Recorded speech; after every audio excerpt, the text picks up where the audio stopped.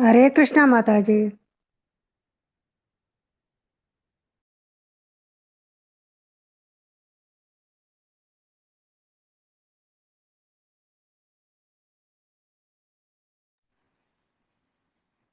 हरे कृष्ण। हरे कृष्ण माता जी। हरे कृष्ण। हरे कृष्ण। हरे कृष्णा माता जी।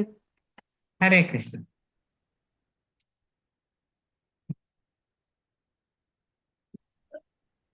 हरे कृष्ण माता जी। हरे कृष्ण. ಸ್ಕ್ರೀನ್ ಬಂತಾ? ಬಂದಿದೆ ಮಾತಾಜಿ. ಬರ್ತಾ ಇದೆ. ಸರಿಯಾಗಿ ಬಂದಿಲ್ಲ. Okay okay.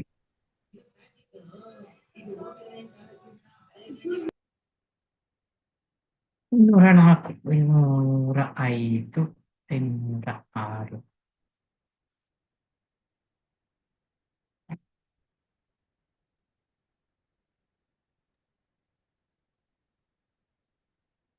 हरे कृष्ण.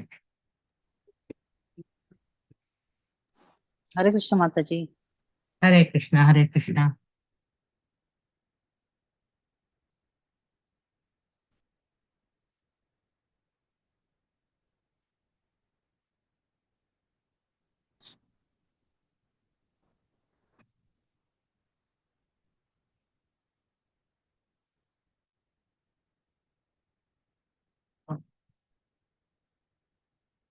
ಪರೀಕ್ಷೆ ಎಲ್ಲ ಸೇರಿ ಎಲ್ಲ ಆಗ್ತದೆ.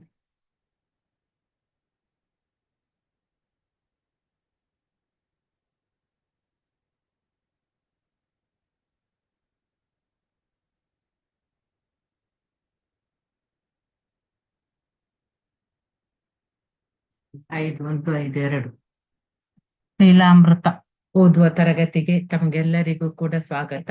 ನಮಗೆ ಈ ಅವಕಾಶವನ್ನು ಮಾಡಿಕೊಟ್ಟಂತಹ ರಾಧಾ ಗೋವಿಂದ ದೇವಸ್ಥಾನ ಮಂಗಳೂರು ಕುಲ ಇಲ್ಲಿ ಅಧ್ಯಕ್ಷರಾದ ನಾಮನಿಷ್ಠ ದಾಸ್ ಪ್ರಭುಜಿಗೆ ನನ್ನ ನಿಮ್ಮೆಲ್ಲರ ಪರವಾಗಿ ಪ್ರಣಾಮಗಳನ್ನು ಸಲ್ಲಿಸ್ತೇನೆ. ಹಾಗೂ ನನ್ನ ಗುರುಗಳಾದ ಸಚ್ಚಿದಾನಂದ ಪ್ರಭುಜಿ ಮತ್ತೆ ಇತರ ಎಲ್ಲರಿಗೂ ಗುರುಗಳಿಗೂ ಕೂಡ ನಾನು ಪ್ರಣಾಮಗಳನ್ನು ಸಲ್ಲಿಸ್ತೇನೆ. ಹಾಗೆ AC ಭಕ್ತಿ ವೇದಾಂತ ಶ್ರೀಲ ಪ್ರಭುಪಾದ್ ಇಸ್ಕಾನ್ ಫೌಂಡರ್ ಇವರಿಗೂ ಕೂಡ ನನ್ನ ನಿಮ್ಮೆಲ್ಲರ ಪರವಾಗಿ ಪ್ರಣಾಮಗಳನ್ನು ಸಲ್ಲಿಸ್ತೇನೆ. ಮೊದಲಿಗೆ ಪ್ರಾರ್ಥನೆ. ಓಂ ಅಜ್ಞಾನತಿಮಿರಂಧಸ್ಯ ಜ್ಞಾನಾಂಜನಶಲಾಕಾಯ ಚಕ್ಷುರುನ್ಮಿತಂ ಯೇನ ತಸ್ಮೈ ಶ್ರೀ ಗುರುವೇ ನಮಃ. ಶ್ರೀ ಚೈತನ್ಯ ಮನೋಭೀಷ್ಟಂ ಸ್ಥಾಪಿತಂ ಯೇನ ಭೂತಲೆ ಸ್ವಯಂ ರೂಪ ಕದಾ ಮಹ್ಯಂ ದದಾತಿ ಸ್ವಪದಾಂತಿಕಂ. ವಂದೇಹಂ ಶ್ರೀ ಗುರು ಶ್ರೀಯುತಪದಕಮಲಂ ಶ್ರೀ ಗುರುನ್ ವೈಷ್ಣವಾಂಶ ಶ್ರೀರೂಪಂ ಸಾಗ್ರಜಾತಂ ಸಹಗಣ ರಘುನಾಥಾನ್ವಿತಂ ತಂ ಸಾಜೀವಂ स्वाद्वैतं सावधूतं परिजनसहितं कृष्ण चैतन्य देवं श्रीराधा कृष्णपादं सागणललित श्री विशाखानित्यं च। हे कृष्णा करुणा सिंधु दीनबंधु जगत्पते गोपेश गोपिका कांता राधा कांता नमस्तुते। तप्त कांचन गौरांगे राधे वृंदावनेश्वरी वृषभानुसुते देवी प्रणमामि हरिप्रिये। वाञ्छाकल्पतरुभ्यश्च कृपा सिन्धुभ्य एव च पतितानां पावनेभ्यो वैष्णवेभ्यो नमो नमः. हरे कृष्ण.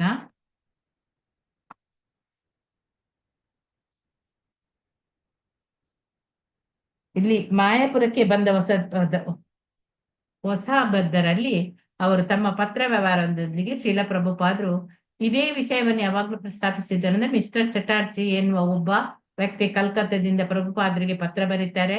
ನಾವು ಚೈತನ್ಯ ಮಹಾಪ್ರಭುಗಳ ಆರಾಧನೆಯನ್ನು ಜನತೆಗೆ ಬೋಧಿಸುತ್ತಿರುವುದಾಗಿ ತಾವು ಬರೆದ ಲೇಖನಗಳನ್ನು ಶ್ರೀಲ ಪ್ರಭುಪಾದರಿಗೆ ತೋರಿಸಲು ಅವರು ಕಾತರರಾಗಿ ಇರ್ತಾರೆ ಅಂತ ತಿಳಿಸ್ತಾರೆ.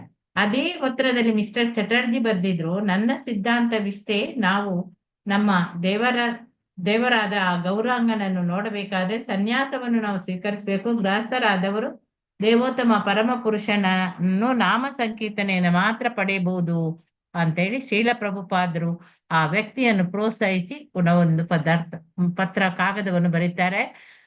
ಅದರಲ್ಲಿ ನಿಮ್ಮ ಸಿದ್ಧಾಂತ ಏನೋ ಚೆನ್ನಾಗಿದೆ, ಚೈತನ್ಯ ಮಹಾಪ್ರಭುಗಳ ಅನೇಕ ಶಿಷ್ಯರ ಉದಾಹರಣೆಗೆ ಅದ್ವೈತಾಚಾರ್ಯ, ನಿತ್ಯಾನಂದ ಪ್ರಭು ಮತ್ತೆ ಇವರೆಲ್ಲ ಗೃಹಸ್ಥರೇ. ಚೈತನ್ಯ ಮಹಾಪ್ರಭುಗಳು ಕೂಡ ಗೃಹಸ್ಥಾಶ್ರಮದಲ್ಲಿ ಇದ್ದವರು. ಆಮೇಲೆ ಅವರು ಅದನ್ನು ಪರಿತ್ಯಜಿಸಿ ಸನ್ಯಾಸಿಯಾಗಿದ್ದಾರೆ. ಮತ್ತೆ ಒಟ್ಟಿನಲ್ಲಿ ಕೃಷ್ಣನ ಅರಿವನ್ನು ನಾವು ಪಡಿಬೇಕು. ಅದು ನಿಜವಾದ ಅರ್ಹತೆ. ಗೃಹಸ್ಥನಿರಬಹುದು, ಸನ್ಯಾಸಿ ಇರಬಹುದು, ಅವನಿಗೆ ಎಷ್ಟು ಚೆನ್ನಾಗಿ ಕೃಷ್ಣನ ಅರಿವಿದೆ ಅದೇ ಮುಖ್ಯ. ಶ್ರೀಲ ನರೋತ್ತಮ ದಾಸ್ ಠಾಕೂರರು ಹಾಡಿದ್ದಾರೆ, ಗ್ರಹೇ ವಾ ವನಿತಾ ತಕೆ ವಾ ತಕೆ ಹೇ ಗೌರಾಂಗ ಬೋಲೆ ಡಕೆ. ಚೈತನ್ಯ ಮಹಾಪ್ರಭುಗಳು ಕೂಡ ಹೇಳಿದ್ದಾರೆ, ಕಿಬಾ ವಿಪ್ರ ಕಿಬಾ ನ್ಯಾಸಿ ಶೂದ್ರಕೇನೆ ನಯ ಏಯಿ ಕೃಷ್ಣ ತತ್ವವೆತ್ತ ಸೇಯಿ ಗುರು ಹಯ. ಆದುದರಿಂದ ದಯವಿಟ್ಟು ಬನ್ನಿ, ನಿಮ್ಮ ಲೇಖನಗಳ ಬಗ್ಗೆ ನಾವು ಚರ್ಚೆ ಮಾಡೋಣ ಅಂತ ಹೇಳ್ತಾರೆ. ಶ್ರೀಲ ಪ್ರಭುಪಾದರು ತಮ್ಮ ವಿಶ್ರಾಂತಿ ಕೋಣೆಯಲ್ಲಿ ಕುಳಿತರು. ಆಮೇಲೆ ಅವರ ತಾತ್ಕಾಲಿಕ ಕಾರ್ಯದರ್ಶಿ ದಯಾನಂದ ಅವರು ಕೆಲವು ಪತ್ರಗಳನ್ನು ಅವರಿಗೆ ಓದುತ್ತಿದ್ದಾರೆ. ಅವುಗಳಲ್ಲಿ ಒಂದು ಪತ್ರ ಯಾವುದೋ ಒಂದು ದೇವಾಲಯದ ಅಧ್ಯಕ್ಷರು ಬರೆದದ್ದು. ಅದರಲ್ಲಿ ಭಕ್ತರನ್ನು ನಿಯಂತ್ರಿಸುವುದು ಕಷ್ಟ ಅಂತ ಹೇಳಿ ಇತ್ತು. ದಯಾನಂದ ಆ ಪತ್ರದ ಮುಖ್ಯಾಂಶಗಳನ್ನು ಸಂಗ್ರಹಿಸಿ ಪ್ರಭುಪಾದರಿಗೆ ಹೇಳಿದ್ರು. ಏನಂತೇಳಿ, ಭಕ್ತರು ಸರಿಯಾಗಿ ನಡೆಯುವುದುಕೊಳ್ಳುವುದಿಲ್ಲ, ಇವರು ಅವರನ್ನು ಟೀಕಿಸ್ತಾರೆ, ಅವರು ಇವರನ್ನು ಮಾತನ್ನು ಕೇಳುವುದಿಲ್ಲ. ಆಗ ಪ್ರಭುಪಾದರು, ಬರೀ ಟೀಕಿಸುವುದರಿಂದ ಏನು ಪ್ರಯೋಜನ, ನಮ್ಮ ನಡವಳಿಕೆಯಿಂದ ನಾವು ಬೇರೆಯವರಿಗೆ ದಾರಿಯನ್ನು ತೋರಿಸಬೇಕು, ಉತ್ತರವನ್ನು ಬರೆಯುವಾಗ ಈ ಅಂಶವನ್ನು ಪ್ರಸ್ತಾಪಿಸಬೇಕೆಂದು ದಯಾನಂದರ ಕುರಿತು ಅವರು ಗುರುತು ಮಾಡಿಕೊಳ್ತಾರೆ. ಆಮೇಲೆ ದಯಾನಂದ ಹೇಳ್ತಾರೆ, ಆ ನಂತರ ಶ್ರೀಲ ಪ್ರಭುಪಾದ್ರೆ ತಮ್ಮ ಗೃಹ ಕೃತ್ಯದ ಸಮಸ್ಯೆಗಳ ಬಗ್ಗೆ ಅವರು ನಿಮ್ಮ ಸಲಹೆಯನ್ನು ಕೇಳ್ತಾರೆ ಅಂತ ಹೇಳ್ತಾರೆ. ಆಗ ಪ್ರಭುಪಾದರು, ಗುರುವಿನ ಜವಾಬ್ದಾರಿಯನ್ನು ಲೈಂಗಿಕ ಜೀವನ ಜವಾಬ್ದಾರಿ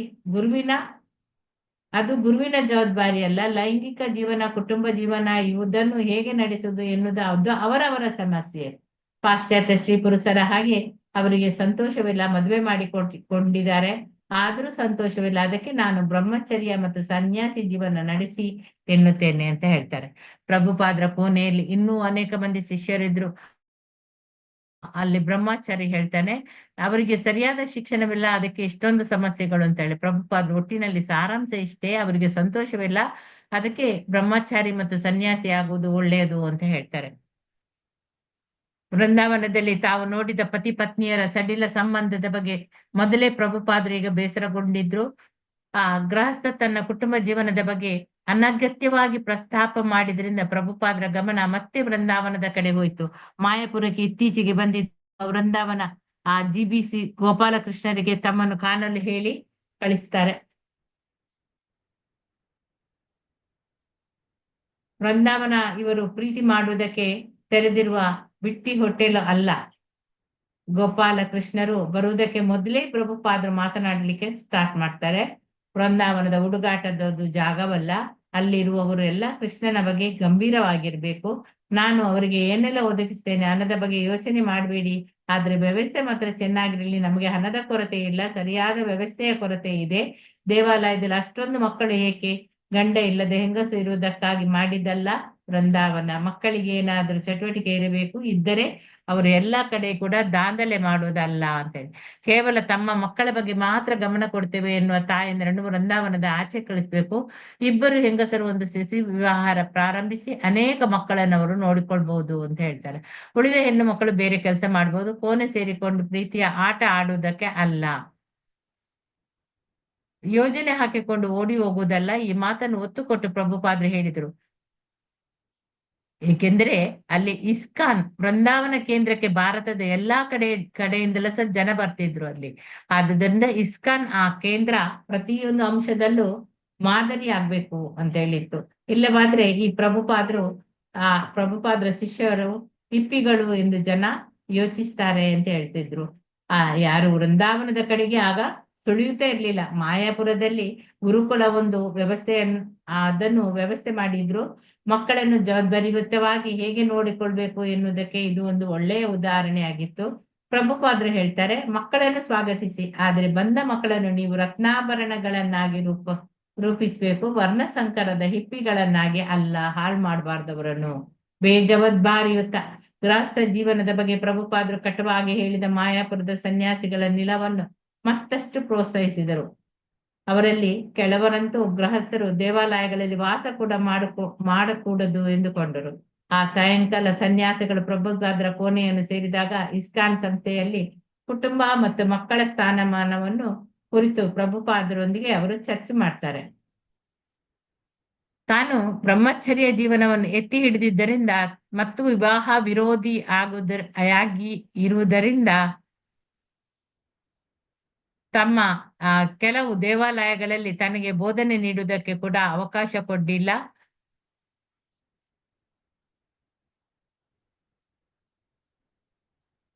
ಒಬ್ಬ ಸನ್ಯಾಸಿಯು ಹೇಳಿದನು ಏನಂತೇಳಿ, ಉಳಿದ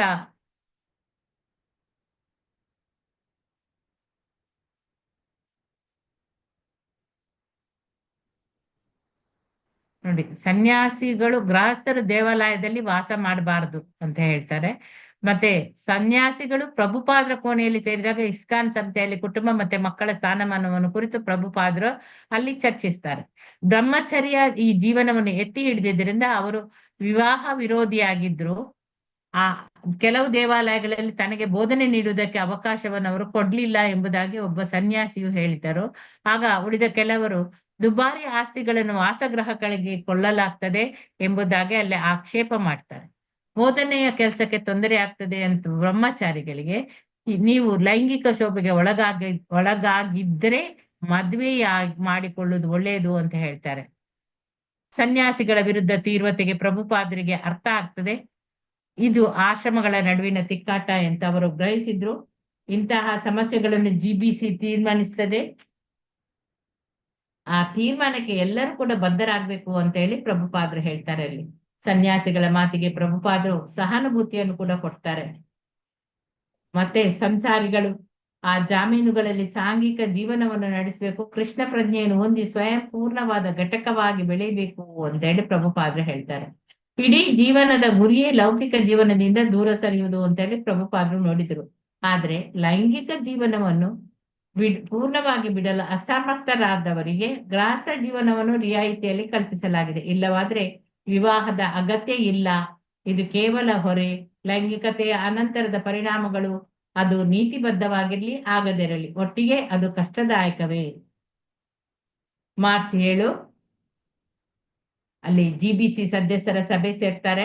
ವಿಷಯ ಸೂಚಿಯನ್ನು ಸಿದ್ಧಪಡಿಸ್ತಾರೆ. ಪ್ರತಿಯೊಂದು ವಿಷಯವನ್ನು ಕೂಲಂಕಷವಾಗಿ ಚರ್ಚೆ ಮಾಡ್ತಾರೆ. ಮತ ಚಲಾವಣೆಯ ಮೂಲಕ ತೀರ್ಮಾನವನ್ನು ಕೈಗೊಳ್ಳುವ ಉದ್ದೇಶ ಅದಾಗಿತ್ತು. ಸಾಯಂಕಾಲ ಅಲ್ಲಿ ಶ್ರೀಲ ಪ್ರಭುಪಾದರ ಕೋಣೆಗೆ ಹೋಗಿ ತೀರ್ಮಾನಗಳನ್ನು ಅವರ ಮುಂದೆ ಓದಿ ಅವರ ಒಪ್ಪಿಗೆಯನ್ನು ಅಥವಾ ತಿದ್ದುಪಡಿ ಸೂಚನೆಯನ್ನು ತೆಗೆದುಕೊಳ್ಳಬೇಕು. ಮತ್ತೆ ಮೊದಲ ದಿನ ಬಹಳಷ್ಟು ಸಮಯ ಆ ಜಿಬಿಸಿ ಸದಸ್ಯರಿಗೆ ಬೇರೆ ಬೇರೆ ವಲಯಗಳನ್ನು ನಿಯೋಜಿಸುವುದು, ಪ್ರತಿಯೊಬ್ಬರ ಸದಸ್ಯನ ಕರ್ತವ್ಯಗಳನ್ನೆಲ್ಲ ಪಟ್ಟಿ ಮಾಡುವುದು, ಇದರಲ್ಲೇ ಕಳೆದು ಹೋಗ್ತದೆ. ಸಂಜೆ ತೀರ್ಮಾನಗಳನ್ನು ಶ್ರೀಲ ಪ್ರಭುಪಾದರಿಗೆ ಓದಿ ಅವರ ಒಪ್ಪಿಗೆಯನ್ನು ಪಡೆಯಲಾಗ್ತದೆ. ಅಲ್ಲಿ ಪ್ರಭುಪಾದರು ಗೃಹಸ್ಥ ಮತ್ತು ಸನ್ಯಾಸಿ ಜೀವನಕ್ಕೆ ಅದರ ಬಗ್ಗೆ ಕೂಡ ಅಲ್ಲಿ ಮಾತನಾಡ್ತಾರೆ. ಅದರ ಪ್ರತಿಯೊಬ್ಬ ಶಿಷ್ಯನು ಕೂಡ ಕೃಷ್ಣ ಕುಟುಂಬಕ್ಕೆ ಸೇರಿದವನಾಗಿರ್ಬೇಕು. ಹೇಸಿಗೆ ಸಂಸಾರಕ್ಕೆ ಅಥವಾ ಹಂದಿ ಸಂಸಾರಕ್ಕೂ ಸೇರಿದವನು ಏನು ಪ್ರಯೋಜನ ಇಲ್ಲ. ಆ ಹುಸಿ ಸಂಸಾರದಿಂದ ಸನ್ಯಾಸ ಜೀವನದ ಉದ್ದೇಶ. ಆದರೆ ಅವನು ಕೃಷ್ಣ ಪ್ರಜ್ಞಾ ಸಂಸಾರಕ್ಕೆ ಏನು ದೂರವಾಗಬಾರ್ದು. ಕೃಷ್ಣ ಪ್ರಜ್ಞಾ ಸಂಘವು ನಿಂತಿರುವುದೇ ತ್ಯಾಗದ ಆಧಾರದ ಮೇಲೆ ಅಂತ ಹೇಳ್ತಾರೆ. ಆದ್ದರಿಂದ ತಮ್ಮ ಎಲ್ಲಾ ಪ್ರಾಮಾಣಿಕ ಶಿಷ್ಯರು ಸನ್ಯಾಸಿಗಳಿಗೆ ಸಮಾನರವರು. ಹಾಕಿಕೊಂಡ ವಸ್ತ್ರ ಮಾತ್ರ ಬೇರೆ ಬೇರೆ ಇರಬಹುದು. ಕೆಲವರು ಬಿಳಿದು ಬಟ್ಟೆ, ಕೆಲವರು ಕಾವಿ ಬಟ್ಟೆ ಹಾಕ್ತಾರೆ. ಆದರ್ಶ ಗೃಹಸ್ಥನು ಕೂಡ ಸನ್ಯಾಸದ ಹಂತಕ್ಕೆ ಹೋಗ್ಬಹುದು. ತಮ್ಮ ಎಲ್ಲಾ ಶಿಷ್ಯರು ಕೂಡ ಗುರುಗಳಾಗಿ ತಮ್ಮ ಬಗ್ಗೆ ಹಾಗೆ ಸಾವಿರಾರು ಶಿಷ್ಯರನ್ನು ಪಡೆದು ಎಲ್ಲಾ ಕಡೆಯೂ ಕೃಷ್ಣ ಪ್ರಜ್ಞೆಯನ್ನು ಹರಡಬೇಕು ಅಂತ ಹೇಳ್ತಾರೆ. ಜಿಬಿಸಿಯ ಅಲ್ಲಿ ಇದೆಲ್ಲವನ್ನು ಚರ್ಚಿಸಿ ಆಮೇಲೆ ನಿರ್ಣಯ ತೆಗೆದುಕೊಳ್ಳಿ, ಕೊನೆಗೆ ಮತ ಚಲಾವಣೆ ಮಾಡಿ, ಅನಂತರ ಅದನ್ನು ಬಿಟ್ಟು ನೀವು ಬ್ರಹ್ಮಚಾರಿಗಳ ಪಾರ್ಟಿ, ಗೃಹಸ್ಥರ ಪಾರ್ಟಿ, ಇನ್ನು ಸನ್ಯಾಸಿಗಳ ಪಾರ್ಟಿ ಎಂದು ಪಕ್ಷ ರಾಜಕೀಯಕ್ಕೆ ತೊಡಗಿದೆ ಯಾವುದೂ ಕೂಡ ಅದು ಉಳಿಯುವುದಿಲ್ಲ. ಎಲ್ಲಾ ಚರ್ಚೆ ಅದೇನಿದ್ರು ತೆರೆದ ಮನಸ್ಸಿನಂತೆ ನಡಿಬೇಕು. ಒಟ್ಟಿನಲ್ಲಿ ನಾವೆಲ್ಲ ಕೃಷ್ಣನಿಗಾಗಿ ಕೆಲಸ ಮಾಡ್ಬೇಕು. ಪಿಸಿ ಪಿಸಿ ಯಾಕೆ ಮಾಡ್ತೀರಾ, ಇದು ಒಳ್ಳೇದಲ್ಲ ಅಂತ ಹೇಳ್ತಾರೆ. ಮಾರನೇ ದಿನ ಬೆಳಿಗ್ಗೆ ಶ್ರೀಲ ಪ್ರಭುಪಾದರು ಮಾಯಾಪುರದ ಜಮೀನುಗಳಲ್ಲಿ ಹವಾ ಸೇವನೆಗೆ ಹೋಗುತ್ತಿದ್ದಾಗ ಜಿಬಿಸಿಯ ಉಪಾಧ್ಯಕ್ಷರಾದ ಮಧುದೀಶ ಸ್ವಾಮಿ ಅವರು ಆ ದಿನ ನಡೆಯಬೇಕಾಗಿದ್ದ ಜಿಬಿಸಿ ಸಭೆಯ ತಯಾರಿಕೆ, ಅದರ ಪ್ರಭುಪಾದರ ಮಾರ್ಗದರ್ಶನವನ್ನು ಅವರು ಕೇಳ್ತಾರೆ. ಮಧುದ್ವಿಷ ಅವರು ಜಿಬಿಸಿಯಲ್ಲಿ ಈ ದಿನ ನಾವು ಸನ್ಯಾಸಿ, ಬ್ರಹ್ಮಚಾರಿ ಮತ್ತು ಗೃಹಸ್ಥರು ಇಸ್ಕಾನ್ನಲ್ಲಿ ಯಾವ ಪಾತ್ರ ವಹಿಸಬೇಕು ಎಂಬ ಬಗ್ಗೆ ಚರ್ಚಿಸಲಿಕ್ಕೆ ಇದ್ದೇವೆ. ಭಗವದ್ಗೀತೆಯ 18ನೆಯ ಪ್ರಕರಣದಲ್ಲಿ ನೀವು ಟೀಕೆ ಬರೆಯುತ್ತಾ ಹೀಗೆ ಹೇಳಿದ್ದೀರಿ, ಯುವಕನೊಬ್ಬ ವಿವಾಹ ಆಗುತ್ತಾನೆ ಎಂದಾಗ ಸನ್ಯಾಸಿಯು ಅವನನ್ನು ನಿರುತ್ಸಾಹಗೊಳಿಸಬಾರ್ದು ಅಂತ ಹೇಳಿ. ಆದ್ರೆ ಇಲ್ಲಿ ನಮಗೆ ತೋರುವುದು ಏನಂದ್ರೆ, ಯುವಕರು ಬ್ರಹ್ಮಚಾರಿಯಾಗಿ ಉಳಿಯಲಿಕ್ಕೆ ಸನ್ಯಾಸಿಯು ಪ್ರೋತ್ಸಾಹವನ್ನು ನೀಡಬೇಕು. ಅಂತೇಳಿ ನಮ್ಮ ಅಭಿಪ್ರಾಯ, ನಿಮ್ಮ ಅಭಿಪ್ರಾಯ ಇದು ಅಂತೇಳಿ, ಅಂದ್ರೆ ನಿಮ್ಮ ಅಭಿಪ್ರಾಯದಲ್ಲಿ ಇದು ವಿರೋಧವಿದೆ ಅಲ್ಲವೇ ಅಂತೇಳಿ ಕೇಳ್ತಾರೆ ಮಧುದ್ವೇಷ. ಪ್ರಭುಪಾದ್ರು ಅದೆಲ್ಲ ಕಾಲಾನುಸಂದರ್ಭಕ್ಕೆ ಸಂಬಂಧಿಸಿದಂತಹ ಮಾತು. ಕೃಷ್ಣ ಹೇಳ್ತಾನೆ ನಿಯತಂ ಕುರು ಕರ್ಮತ್ವಂ ಅಂತ ಹೇಳಿದ್ರೆ, ನಿನಗೆ ಯಾವ ಕೆಲಸ ನಿಗದಿ ಆಗಿದೆಯೋ ಅದನ್ನು ಮಾಡು. ಕೊನೆಗೆ ಅವನು ಹೇಳ್ತಾನೆ ಸರ್ವಧರ್ಮನ್ ಪರಿತ್ಯಾಜ ಮಾಂ ಏಕಂ ಶರಣಂ ಪ್ರಜ ಅಂತ ಹೇಳಿ. ಈಗ ನೀವು ಅರ್ಥ ಮಾಡಿಕೊಳ್ಳಿ, ನನ್ನ ಮಾತುಗಳಲ್ಲಿ ವಿರೋಧವಿಲ್ಲ, ಎಲ್ಲಾ ಮಾತನ್ನು ಕಾಲ ಸಂದರ್ಭಕ್ಕೆ ಅನ್ವಯಿಸಿ ನಾನು ಹೇಳ್ತಾ ಇದ್ದೇನೆ ಇಲ್ಲಿ ಅಂತ ಹೇಳ್ತಾರೆ. ಆಗ ಮಧುದ್ವೇಷ್ ಅವ್ರು ಹೇಳ್ತಾರೆ ನಿಮ್ಮ ಅಂತಿಮ ಅಭಿಪ್ರಾಯ ಏನು ಅಂತ ಹೇಳಿ ಕೇಳ್ತಾರೆ. ಆಗ ಜೀವನದ ಪ್ರಭುಪಾದ್ರು ಅಲ್ಲಿ ಹೇಳ್ತಾರೆ, ಜೀವನದ ಆ ಪರಮ ಗುರಿ ಅದು ಕೃಷ್ಣನ ದಾಸನಾಗಿ ಇರುವುದು. ಅದನ್ನು ನೀವು ಕರ್ಮದ ಮೂಲಕವಾದ್ರೂ ಸಾಧಿಸಿ, ಅಥವಾ ಜ್ಞಾನದ ಮೂಲಕವಾದ್ರೂ ಸಾಧಿಸಿ, ಯೋಗದ ಮೂಲಕವಾದ್ರೂ ಸಾಧಿಸಿ, ಅದರಲ್ಲಿ ವ್ಯತ್ಯಾಸವೆಂಬುದೇ ಇಲ್ಲ. ಕೃಷ್ಣನನ್ನು ಹೇಗೆ ಸೇರುವುದು ಅದು ಮುಖ್ಯ.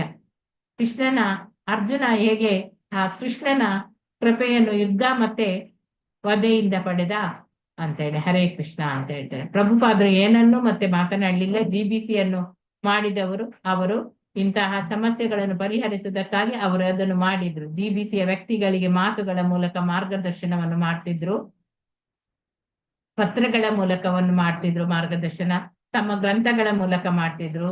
ಆಮೇಲೆ ಪ್ರಭುಪಾದರ ಸೂಚನೆಗಳು ಕಾಲ ಸಂದರ್ಭಕ್ಕೆ ಅನ್ವಯಿಸ್ತದೆ ಮಾತ್ರ. ಇದು GBC ಸದಸ್ಯರಾದ ಹೊಣೆಗಾರಿಕೆ. GBC ಅವರು ಸಭೆ ಸೇರಿದ್ರು,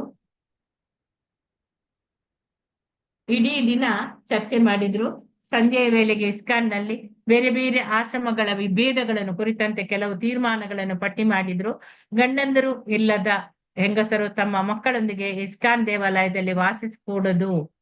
ಗಂಡ ಮತ್ತು ಹೆಂಡತಿ ಇಸ್ಕಾನ್ ದೇವಾಲಯಗಳಲ್ಲಿ ಒಟ್ಟಿಗೆ ಅಥವಾ ಪ್ರತ್ಯೇಕವಾಗಿ ಕೂಡ ವಾಸಿಸಬಾರ್ದು.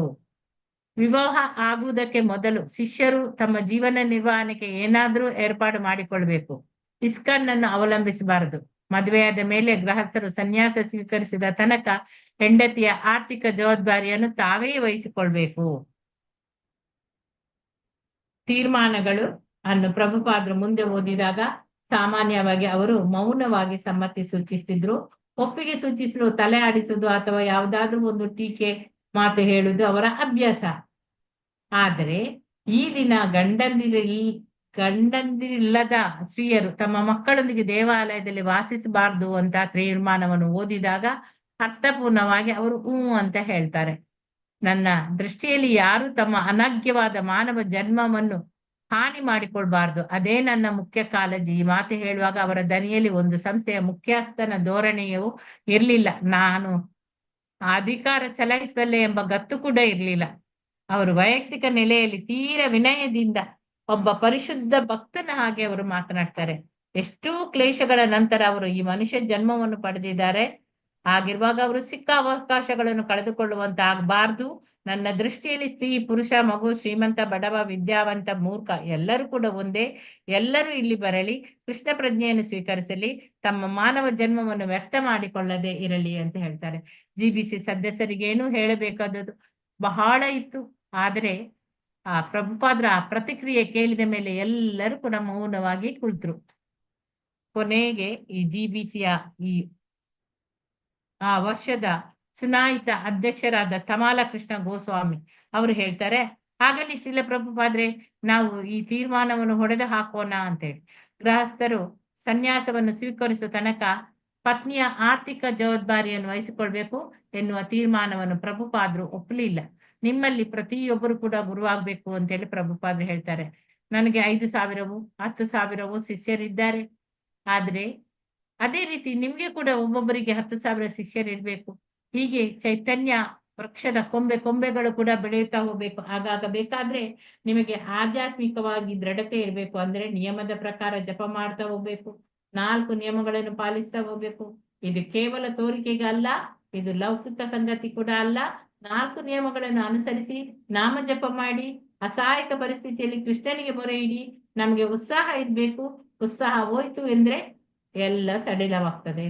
ವಯಸ್ಸಾದಾಗ ನಾನು ವೃಂದಾವನದಿಂದ ಹೊರಗೆ ಬಂದೆ, ಕೈಯಲ್ಲಿ ಕಾಸು ಕೂಡ ಇಲ್ಲ, ಏನಾದ್ರೂ ಸರಿ ನಾನು ಪ್ರಯತ್ನ ಮಾಡ್ತೇನೆ ಅಂತೇಳಿ ನಿರ್ಧಾರ ಮಾಡಿಕೊಂಡೇ ಬಂದೆ ಅಂತ ಹೇಳ್ತಾರೆ. ಭಗವಾನ್ ಮನಸ್ಸುಕ್ಷಿ ಅವರು ಹೇಳ್ತಾರೆ, ಶ್ರೀಲ ಪ್ರಭುಪಾದ್ರೆ ಆದ್ರೆ ನಿಮ್ಗೆ ಈಗಲೂ ಕೂಡ ಉತ್ಸಾಹವಿದೆ ಅಲ್ಲ ಅಂತ ಹೇಳ್ತಾರೆ.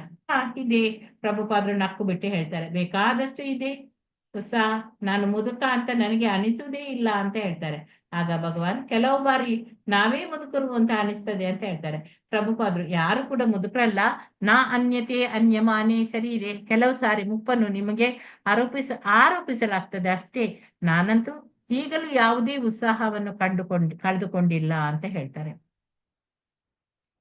ಈಗ ಬಹಳಷ್ಟು ತೀರ್ಮಾನಗಳಾಯ್ತು, ಅದರ ಬಗ್ಗೆ ತನಗೆ ಸಂತೋಷ ಇದೆ ಅಂತೇಳಿ ಪ್ರಭುಪಾದ್ರು ಹೇಳ್ತಾರೆ. ಏಕೆಂದ್ರೆ ಈ ತೀರ್ಮಾನಗಳ ಮೂಲಕ GBC ಅದು ಸಮರ್ಥಶಾಲಿ ಎನ್ನುವುದನ್ನು ಇನ್ನು ಮುಂದೆ ಪ್ರಭುಪಾದರ ಹೊರೆಯನ್ನು ತಾನೇ ತೆಗೆದುಕೊಳ್ಳುವುದಕ್ಕೆ ಸಿದ್ಧ ಎನ್ನುವುದನ್ನು ಅದು ಸೂಚಿಸಿತು. ಯಾವುದು? GBC. ಇನ್ನು ಮುಂದೆ ಪ್ರಭುಪಾದರು ತಮ್ಮ ಅನುವಾದದ ಕೆಲಸದಲ್ಲಿ ಏಕಾಗ್ರತೆಯಿಂದ ತೊಡಗಬಹುದಾಗಿತ್ತು. ಮತ್ತೆ ಆ GBC ತೆಗೆದುಕೊಂಡ ತೀರ್ಮಾನಗಳನ್ನು ಇಡೀ ವರ್ಷ ಭಕ್ತರು ನಿಷ್ಠೆಯಿಂದ ಬದಲಾವಣೆಯನ್ನು ಮಾಡ್ಲಿಕ್ಕೆ ಇಲ್ಲ. ಅಗತ್ಯವೆನ್ನಿಸಿದಾಗ ಮಾತ್ರ ಮುಂದಿನ ವರ್ಷದ ಸಭೆಯಲ್ಲಿ ಅದು ಬೇಕಾದ ಬದಲಾವಣೆಯನ್ನು ಮಾಡಬಹುದು ಅಂತ ಹೇಳಿ ಪ್ರಭುಪಾದರು ಹೇಳ್ತಾರೆ. ಕೊನೆಗೆ GBC ಅಧ್ಯಕ್ಷರು ತೀರ್ಮಾನವಾಗದಿದ್ದ ಒಂದು ವಿಷಯದ ಬಗ್ಗೆ ಮತ ಚಲಾವಣೆ ಆಗ್ಬೇಕು ಅಂತ ಹೇಳಿ ಹೇಳ್ತಾರೆ.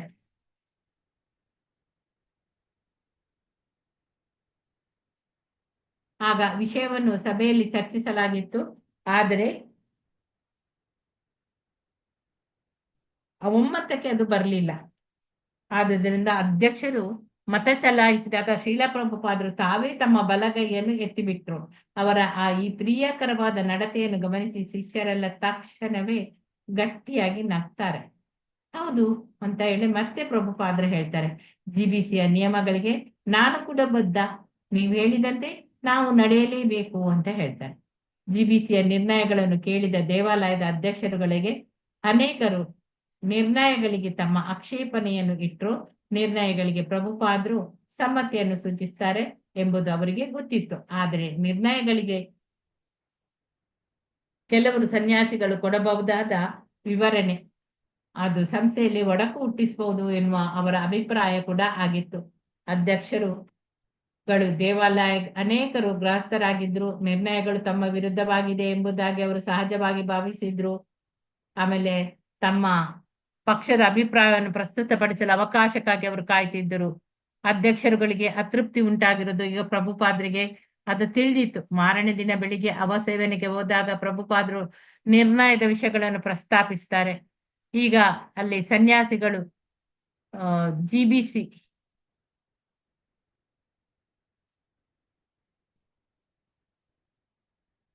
ಸದಸ್ಯರು, ದೇವಾಲಯದ ಅಧ್ಯಕ್ಷರುಗಳು ಎಲ್ಲರೂ ಅಲ್ಲಿ ಇದ್ರು. ಎಲ್ಲರೂ ಇರುವಾಗ ಪ್ರಭುಪಾದರು ವಿಷಯವನ್ನು ಪ್ರಸ್ತಾಪಿಸಿ ತಮ್ಮ ಆಧ್ಯಾತ್ಮಿಕ ಕುಟುಂಬದಲ್ಲಿ ಸಹಮತ ಉಂಟು ಮಾಡ್ಲಿಕ್ಕೆ ಪ್ರಯತ್ನಿಸ್ತಾ ಇದ್ರು. ಪ್ರಭುಪಾದರು ಹೇಳಿದ್ರು, ನನ್ನ ಗಮನಕ್ಕೆ ಬಂದದ್ದು ಗೃಹಸ್ಥರ ಮೇಲೆ ವಿಶೇಷವಾದ ಪ್ರತಿಬಂಧನಗಳನ್ನು ಹೇರಿರುವುದು ಅವರಲ್ಲಿ ಅಸಮಾಧಾನ ಉಂಟು ಮಾಡ್ತದೆ ಅಲ್ಲವೇ ಅಂತ ಕೇಳ್ತಾರೆ. ಆಗ ಮಧು ದ್ವೇಷ ಅಸಮಾಧಾನ ಉಂಟಾಗಿದೆ ಅಂತ ಹೇಳ್ತಾರೆ. ಪ್ರಭುಪಾದರು, ಹಾಗಾದ್ರೆ ಒಂದು ಕೆಲಸ ಮಾಡಿ, ಗೃಹಸ್ಥರೆಲ್ಲ ಸೇರಿ ಒಂದು ಸಮಿತಿ ಮಾಡಿಕೊಂಡು ತಾವು ಹೇಗೆ ನಡೆದುಕೊಳ್ಳಬೇಕನ್ನೋದನ್ನ ಅವರೇ ತೀರ್ಮಾನಿಸ್ಲಿ ಅಂತ ಹೇಳ್ತಾರೆ. ಬೇರೆಯವರು ಅವರ ಮೇಲೆ ಒತ್ತಾಯ ಹೇರುವುದಕ್ಕಿಂತ ಇದು ಒಳ್ಳೆಯದು. ಏಕೆಂದ್ರೆ ಶಾಸ್ತ್ರದ ಎಲ್ಲಾ ನಿಯಮಗಳನ್ನು ಕಟ್ಟುನಿಟ್ಟಾಗಿ ಅನುಸರಿಸುವುದು ಈ ಕಾಲದಲ್ಲಿ ಯಾರಿಗೂ ಕೂಡ ಸಾಧ್ಯ ಇಲ್ಲ. GBCಯ ನಿಯಮಗಳನ್ನು ಗೃಹಸ್ಥರು ಪುನರ್ ಪರಿಶೀಲಿಸುವ ವಿಚಾರಕ್ಕೆ ಕಮಾಲಕೃಷ್ಣ ಮತ್ತು ತಮ್ಮ ಭಿನ್ನಾಭಿಪ್ರಾಯವನ್ನು ಸೂಚಿಸ್ತಾರೆ. ಅವರ ವಾದ ಹೀಗಿತ್ತು, ನಮ್ಮ ಯಾವುದೇ ತೀರ್ಮಾನಗಳಲ್ಲಿ ಕೂಡ ಗೃಹಸ್ಥರು ಹೀಗೆ ಬದುಕಬೇಕೆಂದು ನಾವು ಎಲ್ಲೂ ವಿಧಿಸಿಲ್ಲ. ನಮ್ಮ ಸಂಸ್ಥೆಯನ್ನು ಹೇಗೆ ನಡೆಸಬೇಕು ಎಂಬುದನ್ನು ಮಾತ್ರ ನಿರ್ಣಯಗಳು ಸೂಚಿಸ್ತದೆ. ಗೃಹಸ್ಥರು ಹೇಗೆ ಜೀವಿಸಬೇಕು ಎಂಬುದನ್ನು ನಾವು ಅದು ಏನು ಹೇಳುವುದಿಲ್ಲ. ಆಕ್ಷೇಪಣ ಅರ್ಹ ಅಂಶಗಳ ಬಗ್ಗೆ ಪ್ರಭುಪಾದರು ಈಗಾಗಲೇ ತಿದ್ದುಪಡಿ ಅದನ್ನು ಸೂಚಿಸಿದ್ದಾರೆ. ಪ್ರಭುಪಾದ್ರ ಆಮೇಲೆ ಹೇಳ್ತಾರೆ, ಈ ಬಗ್ಗೆ ಆಮೇಲೆ ಯೋಚಿಸೋಣ. 3-4 ಜನ ಗೃಹಸ್ಥರು ಅವರು ಒಂದು ಸಣ್ಣ ಸಮಿತಿ ಮಾಡಿಕೊಳ್ಳಿ, ನೀವು ಹೇಗೆ ಜೀವಿಸಬೇಕು ಎಂಬುದರ ಬಗ್ಗೆ ನೀವೇ ತೀರ್ಮಾನ ತೆಗೆದುಕೊಳ್ಳಿ ಅಂತ ಹೇಳಿ. ಮುಂದೆ ನೀವು ಪೆಂಡಲ್ ಕಟ್ಟುವುದಕ್ಕೆ ಯಾವಾಗ ಪ್ರಾರಂಭ ಮಾಡ್ತೀರಿ ಎಂದು ಪ್ರಭುಪಾದರು ವಿಷಯಾಂತರ ಮಾಡ್ತಾರೆ. ಅಲ್ಲಿ ಪಶ್ಚಿಮ ದೇಶದಿಂದ 350 ಜನ ಭಕ್ತರು ಬರ್ತಾರೆ. ಪೆಂಡಾಲಿನ ವೇದಿಕೆ ನಿರ್ಮಾಣ ಈಗಾಗಲೇ ಆಗ್ಬೇಕಾಗಿತ್ತು. ಉಳಿದ ಉತ್ಸಾಹದ ಮಂಟಪಗಳು, ರಂಗಮಂದಿರ ಇವುಗಳ ರಚನೆ ಸಾಯಂಕಾಲ ಪ್ರಾರಂಭವಾಗ್ತದೆ. ಆದ್ರೆ ಈ ಗೃಹಸ್ಥ ಸನ್ಯಾಸಿ ಸಮಸ್ಯೆಯ ಬಗ್ಗೆ ಪೂರ್ಣವಾಗಿ ತನ್ಮಯರಾಗಿರುವ ಶಿಷ್ಯರು ಈ ಬಗ್ಗೆ ಚರ್ಚೆ ಮಾಡುವ ಉತ್ಸಾಹವನ್ನು ನಿಯಂತ್ರಿಸಲಾರದವರಾಗಿದ್ದಾರೆ. ಪುಷ್ಪಕೃಷ್ಣ ಸ್ವಾಮಿ ಅವರು ಆನಂದಿಸುವ ಮನೋಭಾವ ಮತ್ತು ಪರಿತ್ಯಜಿಸುವ ಮನೋಭಾವ ಇವುಗಳ ನಡುವೆ ಇರುವ ವ್ಯತ್ಯಾಸ ಸ್ವರೂಪವೇನು ಎನ್ನುತ್ತಾ ಮಾತನ್ನು ಪುನಃ ಹಳೆಯ ವಾದದ ಕಡೆ ಅವರು ತಿರುಗಿಸ್ತಾರೆ. ಎಂದು ಪ್ರಭುಪಾದರಲ್ಲಿ ಉದ್ಗರಿಸ್ತಾರೆ. ನೋಡಿ, ಅಲ್ಲಿ ಆನಂದಿಸುವ ಮನೋಭಾವ ಮತ್ತೆ ಪರಿತ್ಯಜಿಸುವ ಮನೋಭಾವ ಇವುಗಳ ನಡುವೆ ಇರುವ ವ್ಯತ್ಯಾಸ, ಅದರ ಸ್ವರೂಪ ಏನು ಅಂತ ಹೇಳಿ ಕೇಳ್ತಾರೆ. ಈಗ ಪುಷ್ಪಕೃಷ್ಣ ಸ್ವಾಮಿಯವರ ಪ್ರಶ್ನೆಗೆ ಅವರು ಉತ್ತರವನ್ನೇ ಕೊಡ್ಲಿಲ್ಲ. ಈ ಪಕ್ಷ ವಿಭೇದಗಳ ವಿಷಯದಲ್ಲಿ ಅವರು ನಿರಾಸಕ್ತರಾಗಿದ್ರು. ತಾವು ಮಾಡಬೇಕಾದದ್ದು ಏನು ಎಂಬುದು ಅವರಿಗೆ ಸ್ಪಷ್ಟವಾಗಿ ತಿಳಿದಿತ್ತು.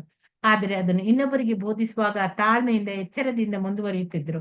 ದೃಢ ಮನಸ್ಕರಾದ ತಮ್ಮ ಅನೇಕ ಶಿಷ್ಯರಲ್ಲಿ ಉಂಟಾಗಿರುವ ಅಭಿಪ್ರಾಯ ಭೇದಗಳನ್ನು ನಿವಾರಿಸುವುದು ಎಷ್ಟು ಕಷ್ಟ ಎನ್ನುವುದು ಅವರಿಗೆ ಚೆನ್ನಾಗಿ ಗೊತ್ತಿತ್ತು. ಕೊನೆಗೆ ಅಂತಿಮ ತೀರ್ಮಾನವನ್ನು ಕೈಗೊಳ್ಳುತ್ತಿದ್ದವರು ಕೂಡ ಅವರೇ. ಇದು ಯಾವತ್ತಿನಿಂದಲೂ ನಡೆದು ಬಂದ ಸಂಗತಿ. ಒಮ್ಮತದಿಂದ ಹೇಗೆ ಮುಂದೆ ಸಾಗಬೇಕು ಎಂಬುದನ್ನು ಪ್ರಭುಪಾದ ಶಿಷ್ಯರಿಗೆ ಕೊನೆಗೆ ಬೋಧಿಸುತ್ತಿದ್ರು.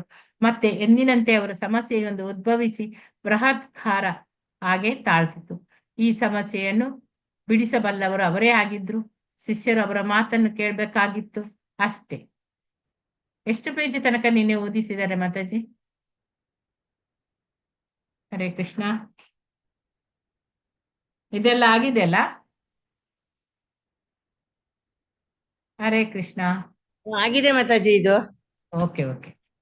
ಪುಷ್ಪ ಕೃಷ್ಣ ಸ್ವಾಮಿ ಉದಾಹರಣೆಗೆ ನೋಡಿ, ನಾವು ಮೊದಲೇ ಚರ್ಚಿಸಿದ ಹಾಗೆ ಇಲ್ಲಿ ಬ್ರಹ್ಮಚಾರಿ ಮತ್ತೆ ಗೃಹಸ್ಥರ ನಡುವೆ ವಿಭಿನ್ನ ಪ್ರವೃತ್ತಿಗಳು ಇದೆ. ಎಲ್ಲವನ್ನು ಈಗ ಪರಿತ್ಯಾಗ ಮಾಡುವುದು ಬ್ರಹ್ಮಚಾರಿಗಳ ಪ್ರವೃತ್ತಿಯಾಗಿದೆ. ಹೀಗಿರುವಾಗ ಗೃಹಸ್ಥನಾಗ್ಬೇಕು ಎಂಬ ಬಯಕೆಯಿಂದ ಬ್ರಹ್ಮಚಾರಿಯೊಬ್ಬನು ತನ್ನ ಬ್ರಹ್ಮಚರ್ಯ ವ್ರತವನ್ನು ತ್ಯಜಿಸಿದರೆ ಭೋಗಿಸುವ ಆತ್ಮದ ಕಡೆ ಅವನ ಒಲವು ಹೆಚ್ಚಾಗ್ತದೆ ಅಂತ ಅರ್ಥ. ಕಡೆ ಪಕ್ಷ ಸ್ವಲ್ಪ ಮಟ್ಟಿಗಾದ್ರೂ ಇಂತಹ ವಿಷಯದಲ್ಲಿ ಏನು ನಿರ್ಣಯ ತೆಗೆದುಕೊಳ್ಳಬಹುದು? ಆಗ ಪ್ರಭುಪಾದರು, ನಿಮ್ಗೆ ಭೋಗ ಜೀವನದಲ್ಲಿ ಆಸಕ್ತಿ ಇದ್ರೆ ಬೇರೆ ಯಾರು ತಾನೇ ತಡೆಯಲಿಕ್ಕೆ ಆಗ್ತದೆ ಅಂತ ಕೇಳ್ತಾರೆ. ಕಮಾಲ ಕೃಷ್ಣ, ಹಾಗಾದ್ರೆ ನಾವು ಈ ಪ್ರವೃತ್ತಿಯನ್ನು ಬೆಂಬಲಿಸಲು ಸಾಧ್ಯವಿಲ್ಲ. ಭೋಗಾಸಕ್ತಿಯನ್ನು ನಾವು ಬೆಂಬಲಿಸಲಾರೆವು, ಅದು ಆತನದೇ ಜವಾಬ್ದಾರಿ ಅಂತ ಹೇಳ್ತಾರೆ ಪ್ರಭುಪಾದರು. ಬೇರೆ ಬೇರೆ ಅವಸ್ಥೆ ಹೊಂದಿರುವಂತೆ 4 ಆಶ್ರಮಗಳಿವೆ: ಬ್ರಹ್ಮಚಾರ್ಯ, ಗೃಹಸ್ಥ, ವಾನಪ್ರಸ್ಥ, ಸನ್ಯಾಸಿ. ಎಲ್ಲರೂ ಒಂದೇ ನೆಲೆಯಲ್ಲಿ ಇರ್ಲಿಕ್ಕೆ ಸಾಧ್ಯ ಇಲ್ಲ ಎಂದು ಇದರ ಅರ್ಥ. ಬೇರೆ ಬೇರೆ ನೆಲೆಗಳು ಇರ್ತವೆ. ಭೋಗ ಪ್ರವೃತ್ತಿಯನ್ನು ಹೇಗೆ ಬಿಡುವುದು ಎನ್ನುವುದು ಇಲ್ಲಿ ಮುಖ್ಯ. ಪುಷ್ಪಕೃಷ್ಣ ಸ್ವಾಮಿ ಹೇಳ್ತಾರೆ, ಶ್ರೀಮದ್ ಭಾಗವತದಲ್ಲಿ ಸುಖದೇವ ಗೋಸ್ವಾಮಿ ಪ್ರತಿದಿನ ಬೆಳಿಗ್ಗೆ ಗೃಹಸ್ಥರ ಮನೆಗೆ ಹೋಗ್ತಾರೆ. ಗೃಹಸ್ಥರಿಗೆ ಸ್ವಲ್ಪ ಆಧ್ಯಾತ್ಮ ಜ್ಞಾನವನ್ನು ನೀಡಬೇಕು ಎನ್ನುವುದು ಅವರ ಉದ್ದೇಶ ಆಗಿತ್ತು. ಗೃಹಸ್ಥರು ಕೊಟ್ಟ ಹಾಲನ್ನು ಅವರು ಸ್ವೀಕರಿಸಿದ್ರು. ಅದರಿಂದ ಸನ್ಯಾಸಿಗಳು ಮತ್ತು ವಿರಕ್ತರು ಗೃಹಸ್ಥರ ಜೊತೆಯಲ್ಲಿ ಬದುಕುವುದನ್ನು ಅಷ್ಟಾಗಿ ಇಷ್ಟಪಡುವುದಿಲ್ಲ. ಕಾರಣ, ಗೃಹಸ್ಥರಲ್ಲಿ ಭೋಗ ಪ್ರವೃತ್ತಿ ಇದ್ದೇ ಇರುತ್ತದೆ ಅಂತೇಳಿ. ಆದುದರಿಂದ ಅವರ ಸಹವಾಸ ಹಿತಕಾರಿಯಾದುದು ಎನ್ನುವಂತಿಲ್ಲ. ಇದೇ ರೀತಿ ನಮ್ಮ ಸಂಸ್ಥೆಯಲ್ಲಿರುವ ಸನ್ಯಾಸಿಗಳು ಗೃಹಸ್ಥರೊಂದಿಗೆ ಸಂಬಂಧ ಹೊಂದುವುದನ್ನು ಇಷ್ಟಪಡದೆ ಇರುವುದಕ್ಕೆ ಕಾರಣ ಅವರ ಭೋಗ ಪ್ರವೃತ್ತಿ ಮತ್ತೆ ಆಧ್ಯಾತ್ಮಿಕ ಜೀವನದ ಮೇಲೂ ಪ್ರಭಾವ ಬೀರ್ತದೆ ಅಂತೇಳಿ ಅನ್ನುವ ಆತಂಕ ಇದೆ ಅಂತ ಹೇಳ್ತಾರೆ. ಆಗ ಪ್ರಭುಪಾದರು, ನೀವು ಹೇಳ್ತಿರುವುದು ಏನು? ಗೃಹಸ್ಥರನ್ನೆಲ್ಲ ಈ ಸಂಸ್ಥೆಯಿಂದ ಹೊರಗೋಡಿಸ್ಬೇಕಾ ಅಂತ ಹೇಳಿ ಇದೆಯಾ ಅಂತ ಕೇಳ್ತಾರೆ. ಆಗ ಮಧುದೇಶ್ವ, ಸಹಬಾಳ್ವೆ ಇಲ್ಲದಿದ್ರೆ ನಾವೆಲ್ಲ ಪರಿಶುದ್ಧರಾಗುವುದೇ ಇಲ್ಲ ಅಂತ ಹೇಳ್ತಾರೆ. ಕಮಲಕೃಷ್ಣ, ಇದು ಸಮಸ್ಯೆ ಅಲ್ಲ. ನಾವೆಲ್ಲ ಹೇಗೋ ಸೇರ್ತೇವೆ. ಕೀರ್ತನ, ಪ್ರವಚನ, ಪ್ರಸಾದ ಸ್ವೀಕಾರ ಮತ್ತೆ ಇವುಗಳಿಗೆಲ್ಲ ನಾವೆಲ್ಲ ಒಟ್ಟಿಗೆ ಸೇರಿಸಿರ್ತೇವೆ. ಇವು ಎಲ್ಲರಿಗೂ ಸಮಾನವಾದ ಚಟುವಟಿಕೆಗಳು. ಎಲ್ಲಾ ಆಶ್ರಮಗಳ ನಡುವೆ ಕೂಡ ಇದು ಸಾಮಾನ್ಯ ಚಟುವಟಿಕೆ ಇರಬಾರದು ಅಂತ ಯಾರು ಹೇಳಲಿಲ್ಲ. ಆದ್ರೆ ವಾಸಕ್ಕೆ ಮಾತ್ರ ಪ್ರತ್ಯೇಕ ವ್ಯವಸ್ಥೆ ಆಗ್ಬೇಕಾಗ್ತದೆ ಅಂತ ಹೇಳ್ತಾರೆ ಪ್ರಭುಪಾದರು. ಈಗ ದೇವಾಲಯದಲ್ಲಿ ಕೂಡ ಗಂಡ ಹೆಂಡತಿ ಪರಸ್ಪರ ಮಾತನಾಡ್ತಾರೆ ಎಂದು ನೀವು ಆಕ್ಷೇಪಿಸುತ್ತಿದ್ದೀರಾ ಅಂತ ಕೇಳ್ತಾರೆ. ಪ್ರಭುಪಾದರು ತುಂಬಾ ಸಂಕೋಚದಿಂದಲೇ ಈ ವಿಷಯದ ಬಗ್ಗೆ ನಿಧಾನವಾಗಿ ಎಲ್ಲಾ ಮಾಹಿತಿಗಳನ್ನು ಸಂಗ್ರಹಿಸ್ತಿದ್ರು. ಸಿಡಿದು ನಿಂತಿದ್ದ ತಮ್ಮ ಶಿಷ್ಯರ ಮನಸ್ಸು ಮತ್ತು ಹೃದಯಗಳನ್ನು ಸ್ಪಷ್ಟವಾಗಿ ಗ್ರಹಿಸುವ ಪ್ರಯತ್ನವನ್ನು ಅವರು ಮಾಡ್ತಿದ್ರು. ಆಗ ಕಮಲಕೃಷ್ಣ ಹೇಳ್ತಾರೆ, ಹೌದು, ದೇವಸ್ಥಾನದಲ್ಲಿರುವ ದಂಪತಿಗಳು ಶ್ರೀಮದ್ ಭಾಗವತದ ಬಗ್ಗೆ ಅವರೇನು ಮಾತನಾಡುವುದಿಲ್ಲ. ಆಗ ಪ್ರಭುಪಾದರು, ಎಲ್ಲಿ ಹೋದ್ರು ಹಾಗೆ ಈಗ ಅಷ್ಟೇ ಬಿಡಿ ಅಂತ ಹೇಳ್ತಾರೆ. ಆಗ ಭಾಗವತ, ಬ್ರಹ್ಮಚಾರಿಗಳ ಬಗ್ಗೆ ಒಂದು ಆಕ್ಷೇಪಣೆ ಇದೆ. ಅವರು ಗೃಹಸ್ಥರನ್ನು ತುಂಬಾ ಕಡೆಗಣಿಸಿ ನೋಡ್ತಾರೆ ಅಂತ ಹೇಳಿ. ಆದ್ರೆ ಬ್ರಹ್ಮಚಾರಿಗಳಿಗೆ ಇದು ಒಂದು ಸದ್ಗುಣವೇ ಅಲ್ಲವೇ? ಭೋಗತೃಪ್ತಿಯ ಬಗ್ಗೆ ಒಂದು ಬಗೆಯ ಆರೋಗ್ಯಕರ ತಿರಸ್ಕಾರ ಅವರಲ್ಲಿ ಇರಲೇಬೇಕಾಗ್ತದೆ. ಪ್ರಭುಪಾದ್ರು ಹೇಳ್ತಾರೆ ಇದು ನನಗೆ ಅರ್ಥ ಆಗುದಿಲ್ಲ ಅಂತ ಹೇಳ್ತಾರೆ. ಇಷ್ಟು ಹೊತ್ತಿಗೆ ಶಿಷ್ಯರೆಲ್ಲ ಪ್ರಭುಪಾದ್ರ ಹತ್ತಿರ ಬರ್ತಾರೆ. ಇವರು ಎಲ್ಲ ಮುಖ್ಯ ವಿಷಯವಾದದ್ದರಿಂದ ಆ ಪ್ರಭುಪಾದ್ರ ಅಭಿಪ್ರಾಯವನ್ನು ತಿಳಿಯಲಿಕ್ಕೆ ಎಲ್ಲರೂ ಈಗ ಕಾತರಗೊಳ್ತಾರೆ. ಈಗ ಪುಷ್ಪ ಕೃಷ್ಣ ಹೇಳ್ತಾರೆ, ಭಾಗವತರು ಹೇಳುತ್ತಿರುವುದು ಇಷ್ಟೇ. ಬ್ರಹ್ಮಚಾರಿಗಳು ಮತ್ತು ಸನ್ಯಾಸಿಗಳು, ಸ್ತ್ರೀಯರು, ಗೃಹಸ್ಥರು ಸಹಸ ಸಮವಾಸದ ಬಗ್ಗೆ ತೀವ್ರವಾದ ತಿರಸ್ಕಾರದ ಭಾವಗಳನ್ನು ಹೊಂದಿದ್ದಾರೆ. ಅದೇ ರೀತಿ ಗೃಹಸ್ಥರು ಕೂಡ ಸನ್ಯಾಸಿಗಳನ್ನು ಮತ್ತು ಬ್ರಹ್ಮಚಾರಿಗಳನ್ನು ಟೀಕಿಸಿ ಮಾಡ್ತಾರೆ. ಇವರದು ತೀರಾ ದುರಾಭಿಮಾನ ಅಷ್ಟೇ. ಗೃಹಸ್ಥರ ಪ್ರಕಾರ ಇದು ಭೋಗ ಆಸಕ್ತಿಯಷ್ಟೇ ಕೆಟ್ಟದ್ದು. ಏಕೆಂದ್ರೆ ಸನ್ಯಾಸಿ ಕೂಡ ಸಂಸಾರಿಗಳನ್ನು ವಿರೋಧಿಸುವಾಗ ಸಂಸಾರವನ್ನು ಕುರಿತು ಚಿಂತಿಸ್ತಾನೆ. ಇದು ಭಾಗವತ ದಾಸರ ಪ್ರಶ್ನೆ. ಈಗ ತಟಸ್ಥವಾದ ಭಾವ ಸರಿಯೋ ಅಥವಾ ತಿರಸ್ಕಾರವೋ ಅಂತೇಳಿ ಪ್ರಭುಪಾದ, ಇದೆಲ್ಲವೂ ದುರಾಭಿಮಾನವೇ. ಕೃಷ್ಣ ಪ್ರಜ್ಞೆ ಸಾಗುವುದರಲ್ಲಿ ನಿಜವಾದ ಏಕತಾ ಭಾವವಿದೆ. ಕಲವು ನಾಸ್ತಿ ಏವ ನಾಸ್ತಿ ಏವ. ಕಲಿಯುಗದಲ್ಲಿ ಕಟ್ಟುನಿಟ್ಟಾಗಿ ನೀವು ನಡೆಯಲಾರಿರಿ, ನಾನು ನಡೆಯಲಾರೆ.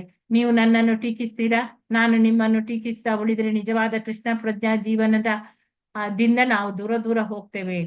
ಪುಷ್ಪ ಕೃಷ್ಣ ಹೇಳ್ತಾರೆ, ಅಂದ್ರೆ ನೀವು ಹೇಳುದು ನಮ್ಮಲ್ಲಿ ಕೃಷ್ಣ ಪ್ರಜ್ಞೆ ಇಲ್ಲಾದ್ರೆ ನಮ್ಮನ್ನು ಯಾವ್ದಾದ್ರು ಒಂದು ಸಮಸ್ಯೆ ಕಾಡ್ತದೆ. ಇವತ್ತು ಗೃಹಸ್ಥ ಸಮಸ್ಯೆ, ನಾಳೆ ಇನ್ನೊಂದು ಸಮಸ್ಯೆ ಅಂತೇಳಿ ಪ್ರಭುಪಾದ್ರು. ಆಗ ಹೌದು, ಗೃಹಸ್ಥರಾಗ್ಲಿ ಬ್ರಹ್ಮಚಾರಿಗಳಾಗ್ಲಿ ಅಥವಾ ಸನ್ಯಾಸಿಯಾಗ್ಲಿ ನಿಯಮಗಳನ್ನು ಯಾರು ಕಟ್ಟುನಿಟ್ಟಾಗಿ ಆಚರಿಸಲಿಕ್ಕೆ ಸಾಧ್ಯ ಇಲ್ಲ ಎಂಬುದನ್ನು ನೀವು ಯಾವಾಗ್ಲೂ ಅದನ್ನು ನೆನಪಿನಲ್ಲಿ ಇಡ್ಬೇಕು. ಕಲಿಯುಗದಲ್ಲಿ ಇದು ಅಸಾಧ್ಯವಾದದ್ದು.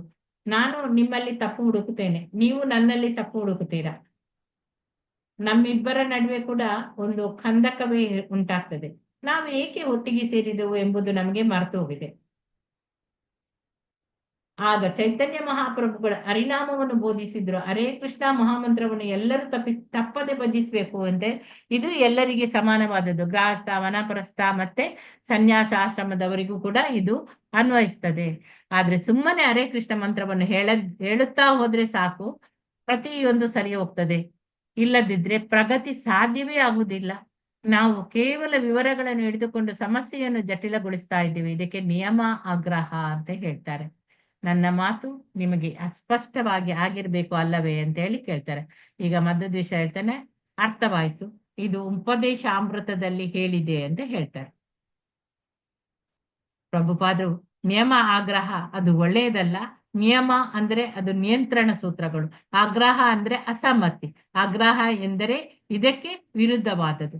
ನಿಯಂತ್ರಣ ಸೂತ್ರಗಳನ್ನು ಒಪ್ಪಿಕೊಳ್ಳುವಲ್ಲಿ ಆತ್ಮಶಕ್ತಿಯನ್ನು ತೋರಿಸುವುದು. ಆದರೆ ಆಧ್ಯಾತ್ಮ ಪ್ರಗತಿ ಇಲ್ಲ. ಈ ಎರಡೂ ನಿಯಮ ಆಗ್ರಹಗಳೇ. ಆದುದರಿಂದ ಒಟ್ಟಿನಲ್ಲಿ ನಾವು ಹೇಳಬೇಕಾದದ್ದು ನಿಯಮಾಗ್ರಹ ಅದು ಉಚಿತವಾದದ್ದು ಅಲ್ಲ. 24 ಗಂಟೆಗಳ ಕಾಲ ನಾಮ ಜಪವನ್ನು ಮಾಡುವುದರಲ್ಲಿ ತೊಡಗಿದರೆ ನಾವು ಸರಳವಾಗಿ ಕೃಷ್ಣ ಪ್ರಜ್ಞೆಯನ್ನು ಹೊಂದಬಹುದು. ಕೀರ್ತನೀಯ ಸದಾ ಹರಿ, ಆಗ ಎಲ್ಲಾ ಸಂಗತಿಗಳು ತಮಗೆ ತಾವೇ ಸರಿ ಹೋಗ್ತದೆ ಅಂತ ಹೇಳ್ತಾರೆ. ಕಲಿಯುಗದಲ್ಲಿ ಎಲ್ಲವೂ ಸರಿಯಾಗಿ ನಡೀತದೆ ಅಂತ ಹೇಳಲಿಕ್ಕೆ ಸಾಧ್ಯ ಇಲ್ಲ. ಅದು ನಡೆಯುವುದು ಕಷ್ಟ. ನಮ್ಮ ಕವಿ ಅಲೆನ್ಸ್ ಗಿಲ್ಸ್ಬರ್ಗ್ ನನ್ನನ್ನು ಯಾವಾಗ್ಲೂ ಅವರು ಟೀಕಿಸ್ತಿದ್ರು. ಸ್ವಾಮೀಜಿ, ನೀವು ತುಂಬಾ ಸಂಪ್ರದಾಯವಾದಿಗಳು ಮತ್ತು ಕಠಿಣರು. ನಾನು ಅವರಿಗೆ ಹೇಳಿದಾಗ, ನಾನು ಯಾವತ್ತೂ ಕಠಿಣ ಮನಸ್ಕನೇ ಅಲ್ಲ, ಸಂಪ್ರದಾಯವಾದಿ ಮೊದಲೇ ಅಲ್ಲ. ನಾನು ಸಂಪ್ರದಾಯವಾದಿ ಆಗಿದ್ರೆ ಇಲ್ಲಿ ಒಂದು ನಿಮಿಷ ಕೂಡ ಇರ್ತಿರ್ಲಿಲ್ಲ. ಸಂಪ್ರದಾಯವಾದಿ ಅಲ್ಲವೇ ಅಲ್ಲ. ನನ್ನ ಜೊತೆಯಲ್ಲಿ ಕಾರ್ಲ್ ಏಗನ್ಸ್ ಎಂಬ ಹುಡುಗ ಇದ್ದಾನೆ. ನಾನು ಅಡುಗೆ ಮಾಡ್ತೇನೆ ರೆಫ್ರಿಜರೇಟರ್ ನಲ್ಲಿ. ಆ ಹುಡುಗ ತನ್ನ ಬೆಕ್ಕಿಗಾಗಿ ಮಾಂಸದ ತುಂಡುಗಳನ್ನು ಇಟ್ಟಿರುತ್ತಾನೆ. ಅದೇ ರೆಫ್ರಿಜರೇಟರ್ ನಲ್ಲಿ ನನ್ನ ಆಹಾರವನ್ನು ನಾನು ಇಡುತ್ತೇನೆ ಎಂದೆ. ಏನು ಮಾಡೋದು ಹೇಳಿ ಹೇಳ್ದ. ಸುಮಾರು 1 ಗಂಟೆಯ ಕಾಲ ಅವರು ಮಾತನಾಡ್ತಲೇ ಇದ್ರು. ಪ್ರಭುಪಾದರು ಖಚಿತವಾದ ಸೂಚನೆಗಳನ್ನು ನೀಡಿದ್ರು. ಆದರೂ ಅವರ ಮಾತು ಇನ್ನೂ ಮುಗಿದಿರ್ಲಿಲ್ಲ. ವಿಷಯವಂತೂ ಸ್ಪಷ್ಟವಾಗಿತ್ತು. ಪ್ರಭುಪಾದರು ಸಂದರ್ಭದ ಮೇಲೆ ಸಂಪೂರ್ಣ ನಿಯಂತ್ರಣ ಸಾಧಿಸಿದ್ರು. ಬೆಳಿಗ್ಗೆ ಕಲ್ಕತ್ತಾ ವಿಮಾನ ನಿಲ್ದಾಣದ ಸಾಲು ಬಸ್ಸುಗಳಲ್ಲಿ 350 ಜನ ಭಕ್ತರು ಮಾಯಾಪುರದ ಆವರಣವನ್ನು ಅವರು ಪ್ರವೇಶ ಮಾಡ್ತಾರೆ. ಅವರಲ್ಲಿ ಬಹಳಷ್ಟು ಜನ ಮಾಯಾಪುರಕ್ಕೆ ಮೊದಲ ಸಾರಿ ಭೇಟಿ ನೀವು ಕೊಡ್ತಾ ಇದ್ರು. ಈ ಉತ್ಸಾಹ ಪಶ್ಚಿಮದಿಂದ ಬಹಳ ದೂರ ಪ್ರಯಾಣ ಮಾಡಿ ಬಂದ ಆಯಾಸವನ್ನದು ಮರೆಸುವಂತದ್ದೇ ಇತ್ತು. ಪ್ರಾಪಂಚಿಕ ಬಂಧನಗಳಿಗೆ ಮುಕ್ತರಾಗಿ ಅವರೆಲ್ಲ ಶ್ರೀಧಾಮ ಮಾಯಾಪುರವನ್ನು ನೋಡಲು ಮತ್ತು ಶ್ರೀಲ ಪ್ರಭುಪಾದರ ದರ್ಶನವನ್ನು ಮತ್ತೆ ಪಡೆಯಲಿಕ್ಕೆ ಬಯಸ್ತಾರೆ. ಭಾರತಕ್ಕೆ ಬರ್ತಾರೆ. 3 ಗಂಟೆಯ ಪ್ರಯಾಣದ ನಂತರ ಆ ಬಸ್ಸುಗಳು ಮಾಯಾಪುರವನ್ನು ಪ್ರವೇಶಿಸಿದವು. ಬಸ್ಸಿನಲ್ಲೇ ಕುಳಿತ ಭಕ್ತರು ಗೌಡಿಯ ಮಠ ದೇವಾಲಯಗಳನ್ನು, ಶ್ರೀವಾಸ ಅಂಗನವನ್ನು, ಭಕ್ತಿ ಸಿದ್ಧಾಂತ ಸರಸ್ವತಿ ಅವರ ಸಮಾಧಿಯನ್ನು, ಚೈತನ್ಯ ಮಹಾಪ್ರಭುಗಳ ಜನ್ಮಸ್ಥಳವನ್ನು ನೋಡ್ತಿದ್ರು. ಒಂದಾದ ಅನಂತರ ಒಂದು ದೃಶ್ಯ ಅವರ ಕಣ್ಣ ಮುಂದೆ ಹಾದು ಹೋಗ್ತಿದ್ದವು. ಬಸ್ಸುಗಳು ನಿರಂತರವಾಗಿ ಹಾರನ್ ಸದ್ದು ಮಾಡ್ತಾ ಭಕ್ತಿ ಸಿದ್ಧಾಂತ ಮಾರ್ಗದ ತಿರುವುಗಳಲ್ಲಿ ಓಡ್ತಿದ್ದವು. ಪಾದಚಾರಿಗಳಾದ ಹಳ್ಳಿಗರು, ರಿಕ್ಷಾಗಳು, ದನ, ಮೇಕೆ, ಎಮ್ಮೆ ಮೊದಲಾದ ಪ್ರಾಣಿಗಳು ಬಸ್ಸು ವೇಗವಾಗಿ ಚಲಿಸುವಾಗ ಸರ ಅಂತೇಳಿ ಹಿಂದೆ ಸರಿಯುತ್ತಿದ್ದವು. ಗೌರ ಪೂರ್ಣಿಮೆಯನ್ನು ಆಚರಿಸಲು ನೂರಾರು ಜನ ಪಾಶ್ಚಾತ್ಯ ಭಕ್ತರು ಮಾಯಾಪುರಕ್ಕೆ ಬರುತ್ತಿರುವ ದೃಶ್ಯವನ್ನು ಸ್ಥಳೀಯರು ಆಶ್ಚರ್ಯಚಕಿತರಾಗಿ ನೋಡ್ತಿದ್ದರು. ಮಟ್ವಾಶ್ವವಾದ ಮಾಯಾಪುರದ ನೆಲಗಟ್ಟಿನ ಮೇಲೆ ನಿಂತಿರುವ ನಸುಗೆಂಪು ವರ್ಣದ ಸುಂದರವಾದ ಇಸ್ಕಾನ್ ಸಂಸ್ಥೆ, ಅದು ಮಾಯಾಪುರದ ಚಂದ್ರೋದಯ ಮಂದಿರವನ್ನು ಭಕ್ತರು ನೋಡ್ತಾರೆ. ಶ್ರೀಲ ಪ್ರಭುಪಾದರು ಅವರಿಗೆಲ್ಲ ಅಲ್ಲೇ ವಾಸ್ತವ್ಯವನ್ನು ಏರ್ಪಡಿಸಿ ಇಟ್ಟಿದ್ರು. ಮೊದಲೇ ಈ ಮಂದಿರದ ಬಗ್ಗೆ ಎಷ್ಟೋ ವಿಷಯಗಳನ್ನು ತಿಳಿದಿದ್ದ ಭಕ್ತರು ಭವನಗಳನ್ನೆಲ್ಲ ಬೆರಗು ಕಣ್ಣುಗಳಿಂದ ನೋಡ್ತಾರೆ. ಇಸ್ಕಾನ್ ಸಂಸ್ಥೆಯ ಮುಂಬಾಗಿಲ ಬಳಿ ಬಸ್ಸುಗಳು ಬರ್ತವೆ. ಭಕ್ತರ ಹೊಸ ಗೋಪುರಗಳನ್ನು, ಹೂವಿನ ಮೈದಾನಗಳನ್ನು ನೋಡಿ ಸಂತೋಷ ಪಡ್ತಿದ್ರು. ಶ್ರೀಲ ಪ್ರಭುಪಾದರನ್ನು ಕಾಣುವ ಅವರ ಆತರ ಕ್ಷಣ ಕ್ಷಣಕ್ಕೆ ಹೆಚ್ಚಾಗ್ತಾ ಹೋಗ್ತದೆ.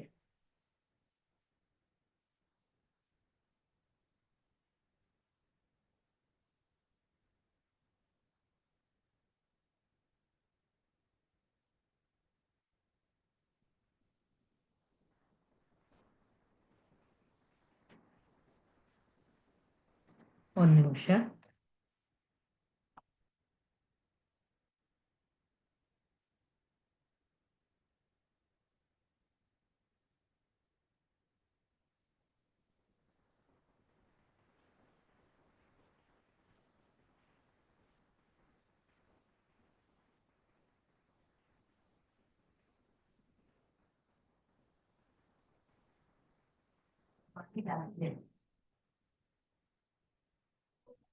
ಓಕೆ, ಇಲ್ಲಿ ಕೆಲವು ಹೆಸರುಗಳನ್ನು ದಾಖಲೆ ಪಡಿಸುವ, ತಮ್ಮ ಸ್ಥಳಗಳನ್ನು ಹುಡುಕಿಕೊಳ್ಳುವ ಕೆಲವು ನಿಯಮಿತ ಕೆಲಸಗಳನ್ನು ಮೊದಲು ಮಾಡ್ಬೇಕು. ಆದ್ರೆ ಅದೇನು ಅಂತಹ ತೊಡಕಿನ ವಿಷಯವಾಗಿರ್ಲಿಲ್ಲ. ಅವರು ತಮ್ಮ ತಮ್ಮ ಕೋಣೆಗಳಲ್ಲೆಲ್ಲ ಅಲ್ಲೇ ವಾಸ್ತವ್ಯವನ್ನು ಪಡೆದ ಮೇಲೆ ಗಂಗಾ ನದಿಗೆ ಹೋಗಿ ಸ್ನಾನ ಮಾಡ್ತಾರೆ. ನಂತರ ಪವಿತ್ರ ಸ್ಥಳಗಳಿಗೆ ಅವರ ಪರಿಕ್ರಮವನ್ನು ಅವರು ಕೈಗೊಳ್ಬೇಕಾಗುವಂಥದ್ದು ಇತ್ತು. ಕೆಲವು ಭಕ್ತರು ವಿಶ್ರಾಂತಿ ಪಡಿತಾರೆ. ಇನ್ನು ಕೆಲವರು ಜಗತ್ತಿನ ಆ ಬೇರೆ ಬೇರೆ ಭಾಗಗಳಿಂದ ಬಂದಿದ್ದ ಸ್ನೇಹಿತರನ್ನು ಭೇಟಿ ಮಾಡಿ ಕುಶಲ ಸಂಭಾಷಣೆಯನ್ನು ನಡೆಸ್ತಾರೆ. ಇತ್ತೀಚಿನ ಸಮಾಚಾರಗಳ ಬಗ್ಗೆ ಸಂಭಾಷಣೆ ನಡೆಯಿತು. ಗಂಗಾ ನದಿಯ ರಭಸ, ಅದು ಪೂರ್ಣ ಪ್ರವಾಹದ ಬಗ್ಗೆ ಅನುಭವಿಗಳಿಂದ ಕೇಳಿ ತಿಳಿದುಕೊಳ್ತಾರೆ. ಅತಿಸಾರದಿಂದ ಪಾರಾಗುವುದು ಹೇಗೆ, ಸೊಳ್ಳೆಗಳಿಗೆ ಏನ್ ಮಾಡ್ಬೇಕು ಮೊದಲಾದ ವಿಷಯಗಳನ್ನು ಕುರಿತು ಅವರು ಚರ್ಚಿಸ್ತಾರೆ. ಮುಖ್ಯ ದ್ವಾರದ ಮೇಲಿದ್ದ ಸಣ್ಣ ಕೊಠಡಿಯಲ್ಲಿ ಕುಳಿತು ಸಹನಾಯಿ ವಾದಕರು ಸಂಜೆ ರಾಗವನ್ನು ನುಡಿಸತೊಡಗುತ್ತಿದ್ದರು. ನಿಧಾನವಾಗಿ ಕತ್ತಲು ಆವರಿಸಿದ ಭಕ್ತರೆಲ್ಲ ಪ್ರಜ್ವಲಿಸುತ್ತಿದ್ದ ದೇವಾಲಯದ ಕೀರ್ತನಾ ಮಂದಿರಕ್ಕೆ ಬಂದು ಅಮೋಘವಾದ ಕೀರ್ತನೆಯಲ್ಲಿ ಭಾಗಿಗಳಾಗಲು ಸಿದ್ಧರಾಗ್ತಿದ್ರು.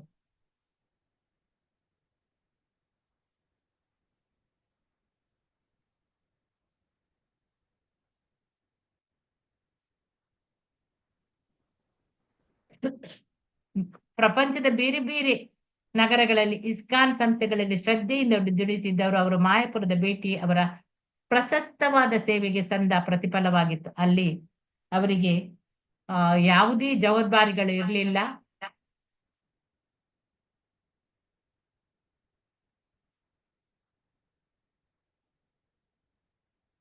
ನೆಮ್ಮದಿಯಿಂದ ಅವರು ಆಧ್ಯಾತ್ಮದ ಜೀವನದ ಆನಂದವನ್ನು ಅನುಭವಿಸಬಹುದು.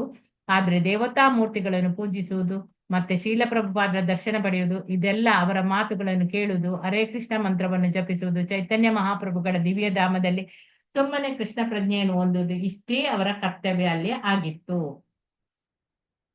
ಈಗಾಗಲೇ ಸುಮಾರು 600 ಜನ ಭಕ್ತರು ಮಾಯಾಪುರದ ದೇವಾಲಯಕ್ಕೆ ಬಂದು ಸೇರಿದ್ದಾರೆ. ಅವರು ಪ್ರಭುಪಾದರಿಗೆ ಅದನ್ನು ಕೇಳಿ ಭಾರಿ ಖುಷಿ ಆಗ್ತದೆ.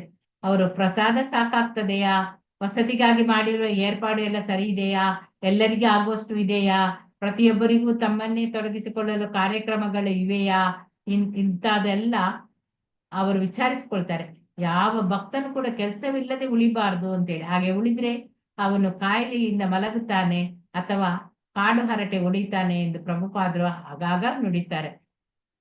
ಪ್ರತಿಯೊಬ್ಬರು ಕೂಡ ಕೃಷ್ಣ ನಾಮ ಜಪ ಮಾಡ್ಬೇಕು, ಪರಿಕ್ರಮ ಮಾಡ್ಬೇಕು. ಕೃಷ್ಣ ಕಥೆಯಲ್ಲಿ ಪಾಲ್ಗೊಳ್ಬೇಕು ಎಂಬುದಾಗಿ ಅವರು ಹೇಳ್ತಾರೆ.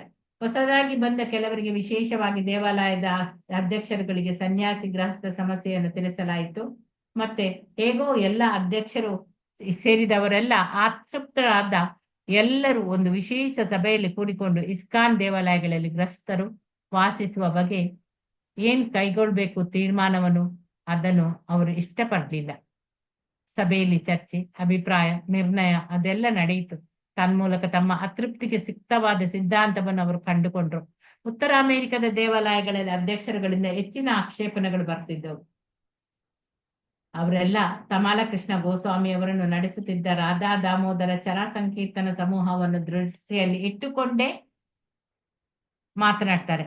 ಅಭಿಪ್ರಾಯ ಭೇದ ಸುಮಾರು 1 ವರ್ಷದಿಂದ ಎಂದರೆ ತಮ್ಮಾಲ ಕೃಷ್ಣರು ರಾಧಾ ದಾಮೋದರ ಮಂಡಳಿಯನ್ನು ಕಟ್ಟಿದಾಗಿನಿಂದ ದಿನದಿನಕ್ಕೆ ಹೆಚ್ಚಾಗ್ತಾ ಹೋಗ್ತದೆ. 1 ವರ್ಷದ ಮಂಡಳಿಯಲ್ಲಿ 150 ಮಂದಿ ಭಕ್ತರು ಸಂಯೋಜಿತರಾಗಿ ಉತ್ತರ ಅಮೆರಿಕದಲ್ಲೆಲ್ಲ ಶ್ರೀಲ ಪ್ರಭುಪಾದರ ಗ್ರಂಥಗಳನ್ನು ಅವರು ವಿತರಿಸತೊಡಗುತ್ತಾರೆ. ಪ್ರಭುಪಾದರು ಈ ಮಂಡಳಿಯನ್ನು ಶ್ಲಾಘನೆ ಮಾಡ್ತಾರೆ. ಅಮೆರಿಕದ BBT 30ರಿಂದ 40% ಈ ಮಂಡಳಿಯವರದ್ದೇ ಆಗಿದೆ. ಹಣ ಸಮುದಾಯ ಆಗೋದು.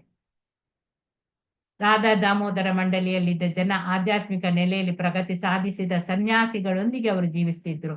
ಅವರ ವಿರೋಕ್ತ ಮನೋಭಾವವನ್ನು ಸಾಧಿಸಿ ವಿವಾಹದ ಹಂಗಿಲ್ಲದೆ ಬ್ರಹ್ಮಚಾರಿಗಳಾಗಿ ಉಳಿಯುವ ಉತ್ಸಾಹವನ್ನು ಅವರು ಹೊಂದಿದ್ರು. ರಾಧಾ ದಾಮೋದರ ಮಂಡಳಿಯಲ್ಲಿ ಪುಸ್ತಕ ವಿತರಣೆಯಲ್ಲಿ ಬೇರೆಲ್ಲ ದೇವಾಲಯಗಳು ಕೂಡ ಮತ್ತು ವಿಭಾಗಗಳಿಂದ ಮುಂದೆ ಇದ್ದು ಎಲ್ಲರ ದಾಖಲೆಗಳನ್ನು ಕೂಡ ಅದು ಮುರಿದಿತ್ತು. ಪುಸ್ತಕ ವಿತರಣೆಯಲ್ಲಿ ಈ ಸಂಕೀರ್ತನ ಯೋಧರ ಪಡೆ ಜಗತ್ತಿನಲ್ಲೇ ಅಗ್ರಗಣ್ಯ ಅಂತೇಳಿ ಹೆಸರು ಪಡೆದಿತ್ತು. ಮಾಯಾಪುರದ ಉತ್ಸಾಹಕ್ಕೆ ರಾಧಾ ದಾಮೋದರ ಮಂಡಳಿಯ 80 ಜನ ಬರ್ತಾರೆ. ಅವರಿಗಾಗಿ ಅತ್ಯುತ್ತಮವಾದ ಕಟ್ಟಡದಲ್ಲಿ ವಿಶೇಷ ಸ್ಥಳವನ್ನು ಕಾದಿರಿಸಲಾಯಿತು. ಸಂಕೀರ್ತನದಲ್ಲಿ ತಾವೇ ನೇತಾರರು, ವಿರಕ್ತಿಯಲ್ಲಿ ನಮ್ಮನ್ನು ಮೀರಿಸುವವರು ಇಲ್ಲ ಎಂಬ ಭಾವನೆ ಕಾರಣವಾಗಿ ರಾಧಾ ದಾಮೋದರ ಮಂಡಳಿಯಲ್ಲಿ ಬ್ರಹ್ಮಚಾರಿಗಳಲ್ಲಿ ಕೆಲವರು ದೇವಾಲಯ ಜೀವನ ಮತ್ತು ಗೃಹಸ್ಥರ ಬಗ್ಗೆ ಒಂದು ಬಗೆಯ ತಿರಸ್ಕಾರ ಭಾವವನ್ನು ಅವರು ಬೆಳೆಸಿಕೊಂಡಿದ್ರು. ಈ ದೃಷ್ಟಿ ಎಲ್ಲಿಯವರೆಗೆ ಹೋಗಿತ್ತು ಅಂದ್ರೆ, ಕೆಲವು ಜನರಂತೂ ಭಕ್ತರು ಯೋಗ್ಯತೆಯನ್ನು ಕೂಡ ಅವರು ಬಿಳಿ ಬಟ್ಟೆ ಹಾಕಿಕೊಂಡಿದ್ದಾರೋ ಅಥವಾ ಕಾವಿ ಬಟ್ಟೆಯನ್ನು ಹಾಕಿಕೊಂಡಿದ್ದಾರೋ, ಅಂದರೆ ಗೃಹಸ್ಥರಾಗಿದ್ದಾರೋ, ಸನ್ಯಾಸಿ ಆಗಿದ್ದಾರಾ, ಬ್ರಹ್ಮಚಾರಿ ಆಗುತ್ತಾರಾ ಎನ್ನುವುದರ ತೀರ್ಮಾನದ ಮೇಲೆ ಅವರು ತೀರ್ಮಾನಿಸಿದ್ರು. ಬಿಳಿ ಬಟ್ಟೆ ಹಾಕಿಕೊಂಡ ಮನುಷ್ಯ ಆಧ್ಯಾತ್ಮಿಕ ನೆಲೆಯಲ್ಲಿ ಪ್ರಗತಿ ಸಾಧಿಸುವ ಭಕ್ತನಾಗುವುದು ಸಾಧ್ಯವಿಲ್ಲ ಎನ್ನುವುದು ಅವರ ಭಾವನೆ. ರಾಧಾ ದಾಮೋದರ ಮಂಡಳಿಯ ಕೆಲವರಲ್ಲಿ ಈ ತಪ್ಪು ಅಭಿಪ್ರಾಯ ಉಂಟಾಗಿರುವುದನ್ನು ದೇವಾಲಯದ ಅಧ್ಯಕ್ಷರುಗಳು ಗುರುತು ಮಾಡ್ತಾರೆ. ಬಹಳ ದೊಡ್ಡ ಆಕ್ಷೇಪಣೆ ತಾತ್ವಿಕ ಸ್ವರೂಪದಾಗಿದೆ, ವ್ಯಾವಹಾರಿಕ ಸ್ವರೂಪದಾಗಿದೆ. ರಾಧಾ ದಾಮೋದರ ಮಂಡಳಿಯವರು ದೇವಾಲಯದಿಂದ ತಮ್ಮ ಕಡೆಗೆ ಭಕ್ತರನ್ನು ಸೆಳೆದುಕೊಳ್ತಾ ಇದ್ದಾರೆ ಎಂಬುದಾಗಿ ಅಧ್ಯಕ್ಷರು ಹೇಳ್ತಿದ್ರು. ದೇವಾಲಯದಲ್ಲಿ ಬೇರೆ ಬೇರೆ ಸೇವಾ ವೃತ್ತಿಗಳಿಗಿದ್ದ ಜನರಲ್ಲಿ ರಾಧಾ ದಾಮೋದರ ಮಂಡಳಿಯವರು ಹೇಗೆ ಸೆಳೆದ್ರು ಎಂಬುದನ್ನು ಇಲ್ಲಿ ವರ್ಣಿಸುವ ಅನೇಕ ಕಥೆಗಳು, ಆ ಘಟನೆಗಳನ್ನೆಲ್ಲ ಹೇಳ್ತಿದ್ರು.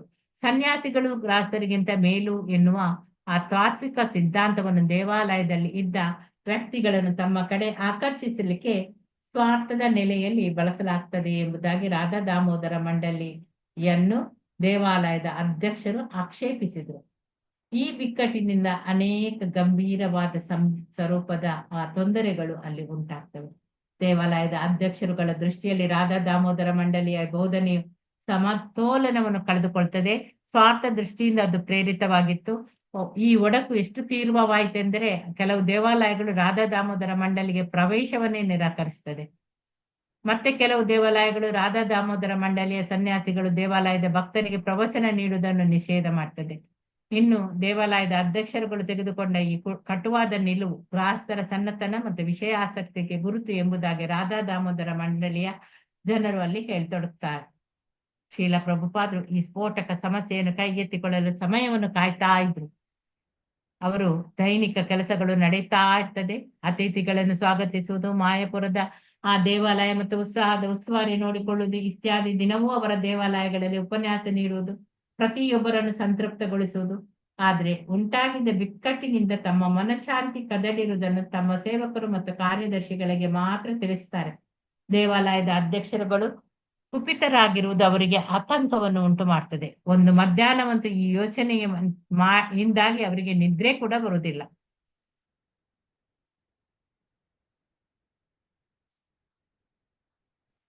ಅಂಗಮರ್ದನ ಮಾಡಿಸಿಕೊಳ್ಳುವಾಗ ಅವರು ಹರೀಶ್ ಅವರಿಗೆ ಹೇಳ್ತಾರೆ, ಇದು ನಿಜಕ್ಕೂ ಗಂಭೀರವಾದ ವಿಷಯವೇ. ಸನ್ಯಾಸಿಗಳು ಮತ್ತು ಗೃಹಸ್ಥರ ನಡುವೆ ಉಂಟಾಗಿರೋ ಒಡಕು ಇದು ಎಲ್ಲವನ್ನ ಹಾಳು ಮಾಡ್ತದೆ ಅಂತ ಹೇಳಿ. ಆಗ ಹರೀಶ್ ಅವರು ಈಗ ಉಂಟಾಗಿದ್ದ ಒಡಕನ್ನು ಗೌಡಿಯ ಮಠದ ನಾಶಕ್ಕೆ ಕಾರಣವಾದ ಒಡಕಿಗೆ ಹೋಲಿಸ್ತಾರೆ. ಇನ್ನೊಂದು ಸರಿ ಪ್ರಭುಪಾದರು ತಮ್ಮ ಕೋಣೆಯಲ್ಲಿ ಕುಳಿತುಕೊಂಡಿದ್ರು. ಅಲಂಕಾರ ಮಾಡಿದ ಒಂದು ಬೃಹತ್ ಮಾರ್ಗವು ಬುಕ್ ಮಾರ್ಕ್ ಅದನ್ನು ಕೈಗೆತ್ತಿಕೊಂಡು ಪ್ರಭುಪಾದರು ನೋಡಿದ್ದಾರೆ. ಇದು ಒಬ್ಬ ಬ್ರಹ್ಮಚಾರಿಗೆ ಮಾಡಿದ್ದು. ಎಷ್ಟು ಚೆನ್ನಾಗಿದೆ ನೋಡಿ, ಇದನ್ನು ಹೇಗೆ ತಿರಸ್ಕರಿಸುವುದು? ಕೇವಲ ಸ್ತ್ರೀಯರು ಎಂಬ ಕಾರಣದಿಂದ ಆಹಾರ ಸೇವೆಯನ್ನು ಒಪ್ಪದಿರುವುದು ಹೇಗೆ ಅಂತ ಕೇಳ್ತಾರೆ. ಇದಾಗಿದೆ ಮಾತಾಜಿ, ಓದಿ 271.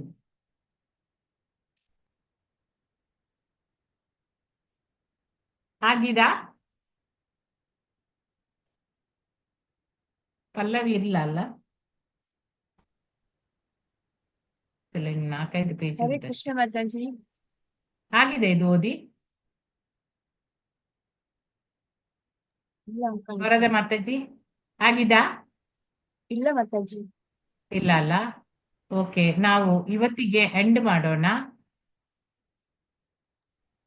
ಯಾಕಂದ್ರೆ ನನಗೆ ಇವತ್ತು ಎಕ್ಸಾಮ್ ಇದೆ ಮಾತಾಜಿ. ಅಟೆಂಡೆನ್ಸ್ ಲಿಂಕ್ ಕಳಿಸ್ತೇನೆ. ಎಕ್ಸಾಮ್ ನಿನ್ನೆ ಒಂದು ಚಾಪ್ಟರ್ ಮಾತ್ರ ಮಾಡಿದ್ದಾರೆ, ಇವತ್ತು 4 ಚಾಪ್ಟರ್ ಮಾಡ್ತಾರೆ. ಆದ ಕಾರಣ ನಾನು ಇವತ್ತು ಬೇಗ ಕ್ಲೋಸ್ ಮಾಡ್ತೇನೆ. ಕ್ಷಮೆ ಇರ್ಲಿ ಎಲ್ಲರ ಹತ್ರ ಸಹ. ವಾಂಚಾ ಕಲ್ಪತರು ಬಶ್ಚ ಕೃಪಾ ಸಿಂಧುಭ್ಯ ಏವ ಚ ಪತಿತಾನಾಂ ಪಾವನೇಭ್ಯೋ ವೈಷ್ಣವೇಭ್ಯೋ ನಮೋ ನಮಃ. ಅನಂತ ಕೋಟಿ ಅಟೆಂಡೆನ್ಸ್ ಬರ್ತಾ ಇಲ್ಲ ಮಾತಾಜಿ. ಹಾಕ್ತೇನೆ, ಹಾಕ್ಲಿಲ್ಲ ನಾನು.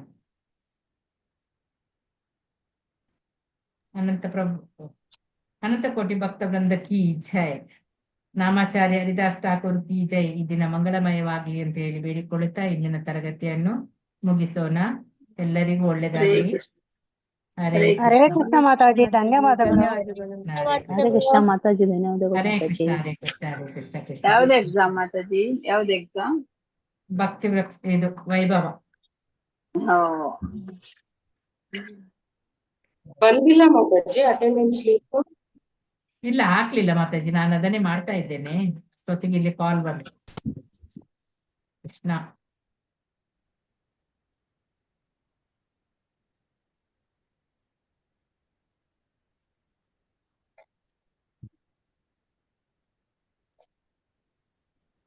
ನೋಡಿ ಬಂತೀಗ.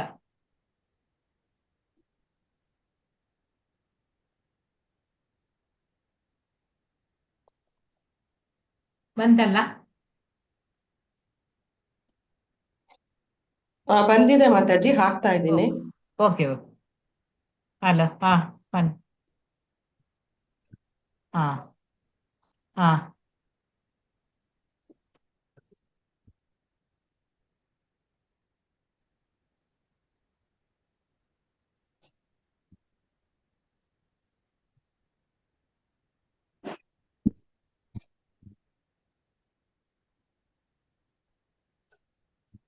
ಹರೇ ಕೃಷ್ಣ ಮಾತಾಜಿ. 3 ತಾಸಿನ ಪರೀಕ್ಷೆ ಇದೆಯಾ ಮಾತಾಜಿ? ಆಯ್ತು ಮಾತಾಜಿ, ಹರೇ ಕೃಷ್ಣ, ಧನ್ಯವಾದಗಳು. ಮಾತಾಜಿ ಏನ್ ಹೇಳಿದ್ರಿ ಮಾತಾಜಿ? 3 ತಾಸಿನ ಪರೀಕ್ಷೆ ಇದೆಯಾ ಮಾತಾಜಿ? 7 ಗಂಟೆಗೆ ಸ್ಟಾರ್ಟ್ ಆಗ್ತದೆ. 6ವರೆಗೆ ಜಾಯ್ನ್ ಆಗ್ಲಿಕ್ಕೆ ಹೇಳಿದ್ದಾರೆ. 9ವರೆಗೆ ಕ್ಲೋಸ್ ಮಾಡ್ತಾರೆ. ಅದೇ 3 ತಾಸಿನ ಇವತ್ತು ಪರೀಕ್ಷೆ. 4 ಅಧ್ಯಾಯದು ಮಾತಾಜಿ. ನಿನ್ನೆ ಒಂದೇ ಅಧ್ಯಾಯದು ಕೊಟ್ಟಿದ್ದಾರೆ.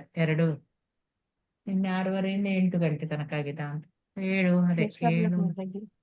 ಥ್ಯಾಂಕ್ ಯು ಮಾತಾಜಿ. ಹರೇ ಕೃಷ್ಣ ಮಾತಾಜಿ, ಧನ್ಯವಾದಗಳು ಮಾತಾಜಿ. ಹರೇ ಧನ್ಯವಾದ ಬೆಸ್ಟ್ ಆಫ್ ಲಕ್ ಮಾತಾಜಿ. ಮಾತಾಜಿ. ಆಗಿದೆ ಮಾತಾಜಿ, ಥ್ಯಾಂಕ್ ಯು ಧನ್ಯವಾದಗಳು. ಎಲ್ಲರಿಗೂ. ಬೆಸ್ಟ್ ಆಫ್ ಲಕ್ ಮಾತಾಜಿ. ಹರೇ ಕೃಷ್ಣ ಮಾತಾಜಿ, ಧನ್ಯವಾದಗಳು ಮಾತಾಜಿ. ಧನ್ಯವಾದಗಳು. ಧನ್ಯವಾದಗಳು. ಎಂಡ್ ಮಾಡ್ತೇನೆ ಮಾತಾಜಿ. ಹರೇ ಆಲ್ ದ ಮಾಡಿ ಬೆಸ್ಟ್ ಮಾತಾಜಿ. Thank you.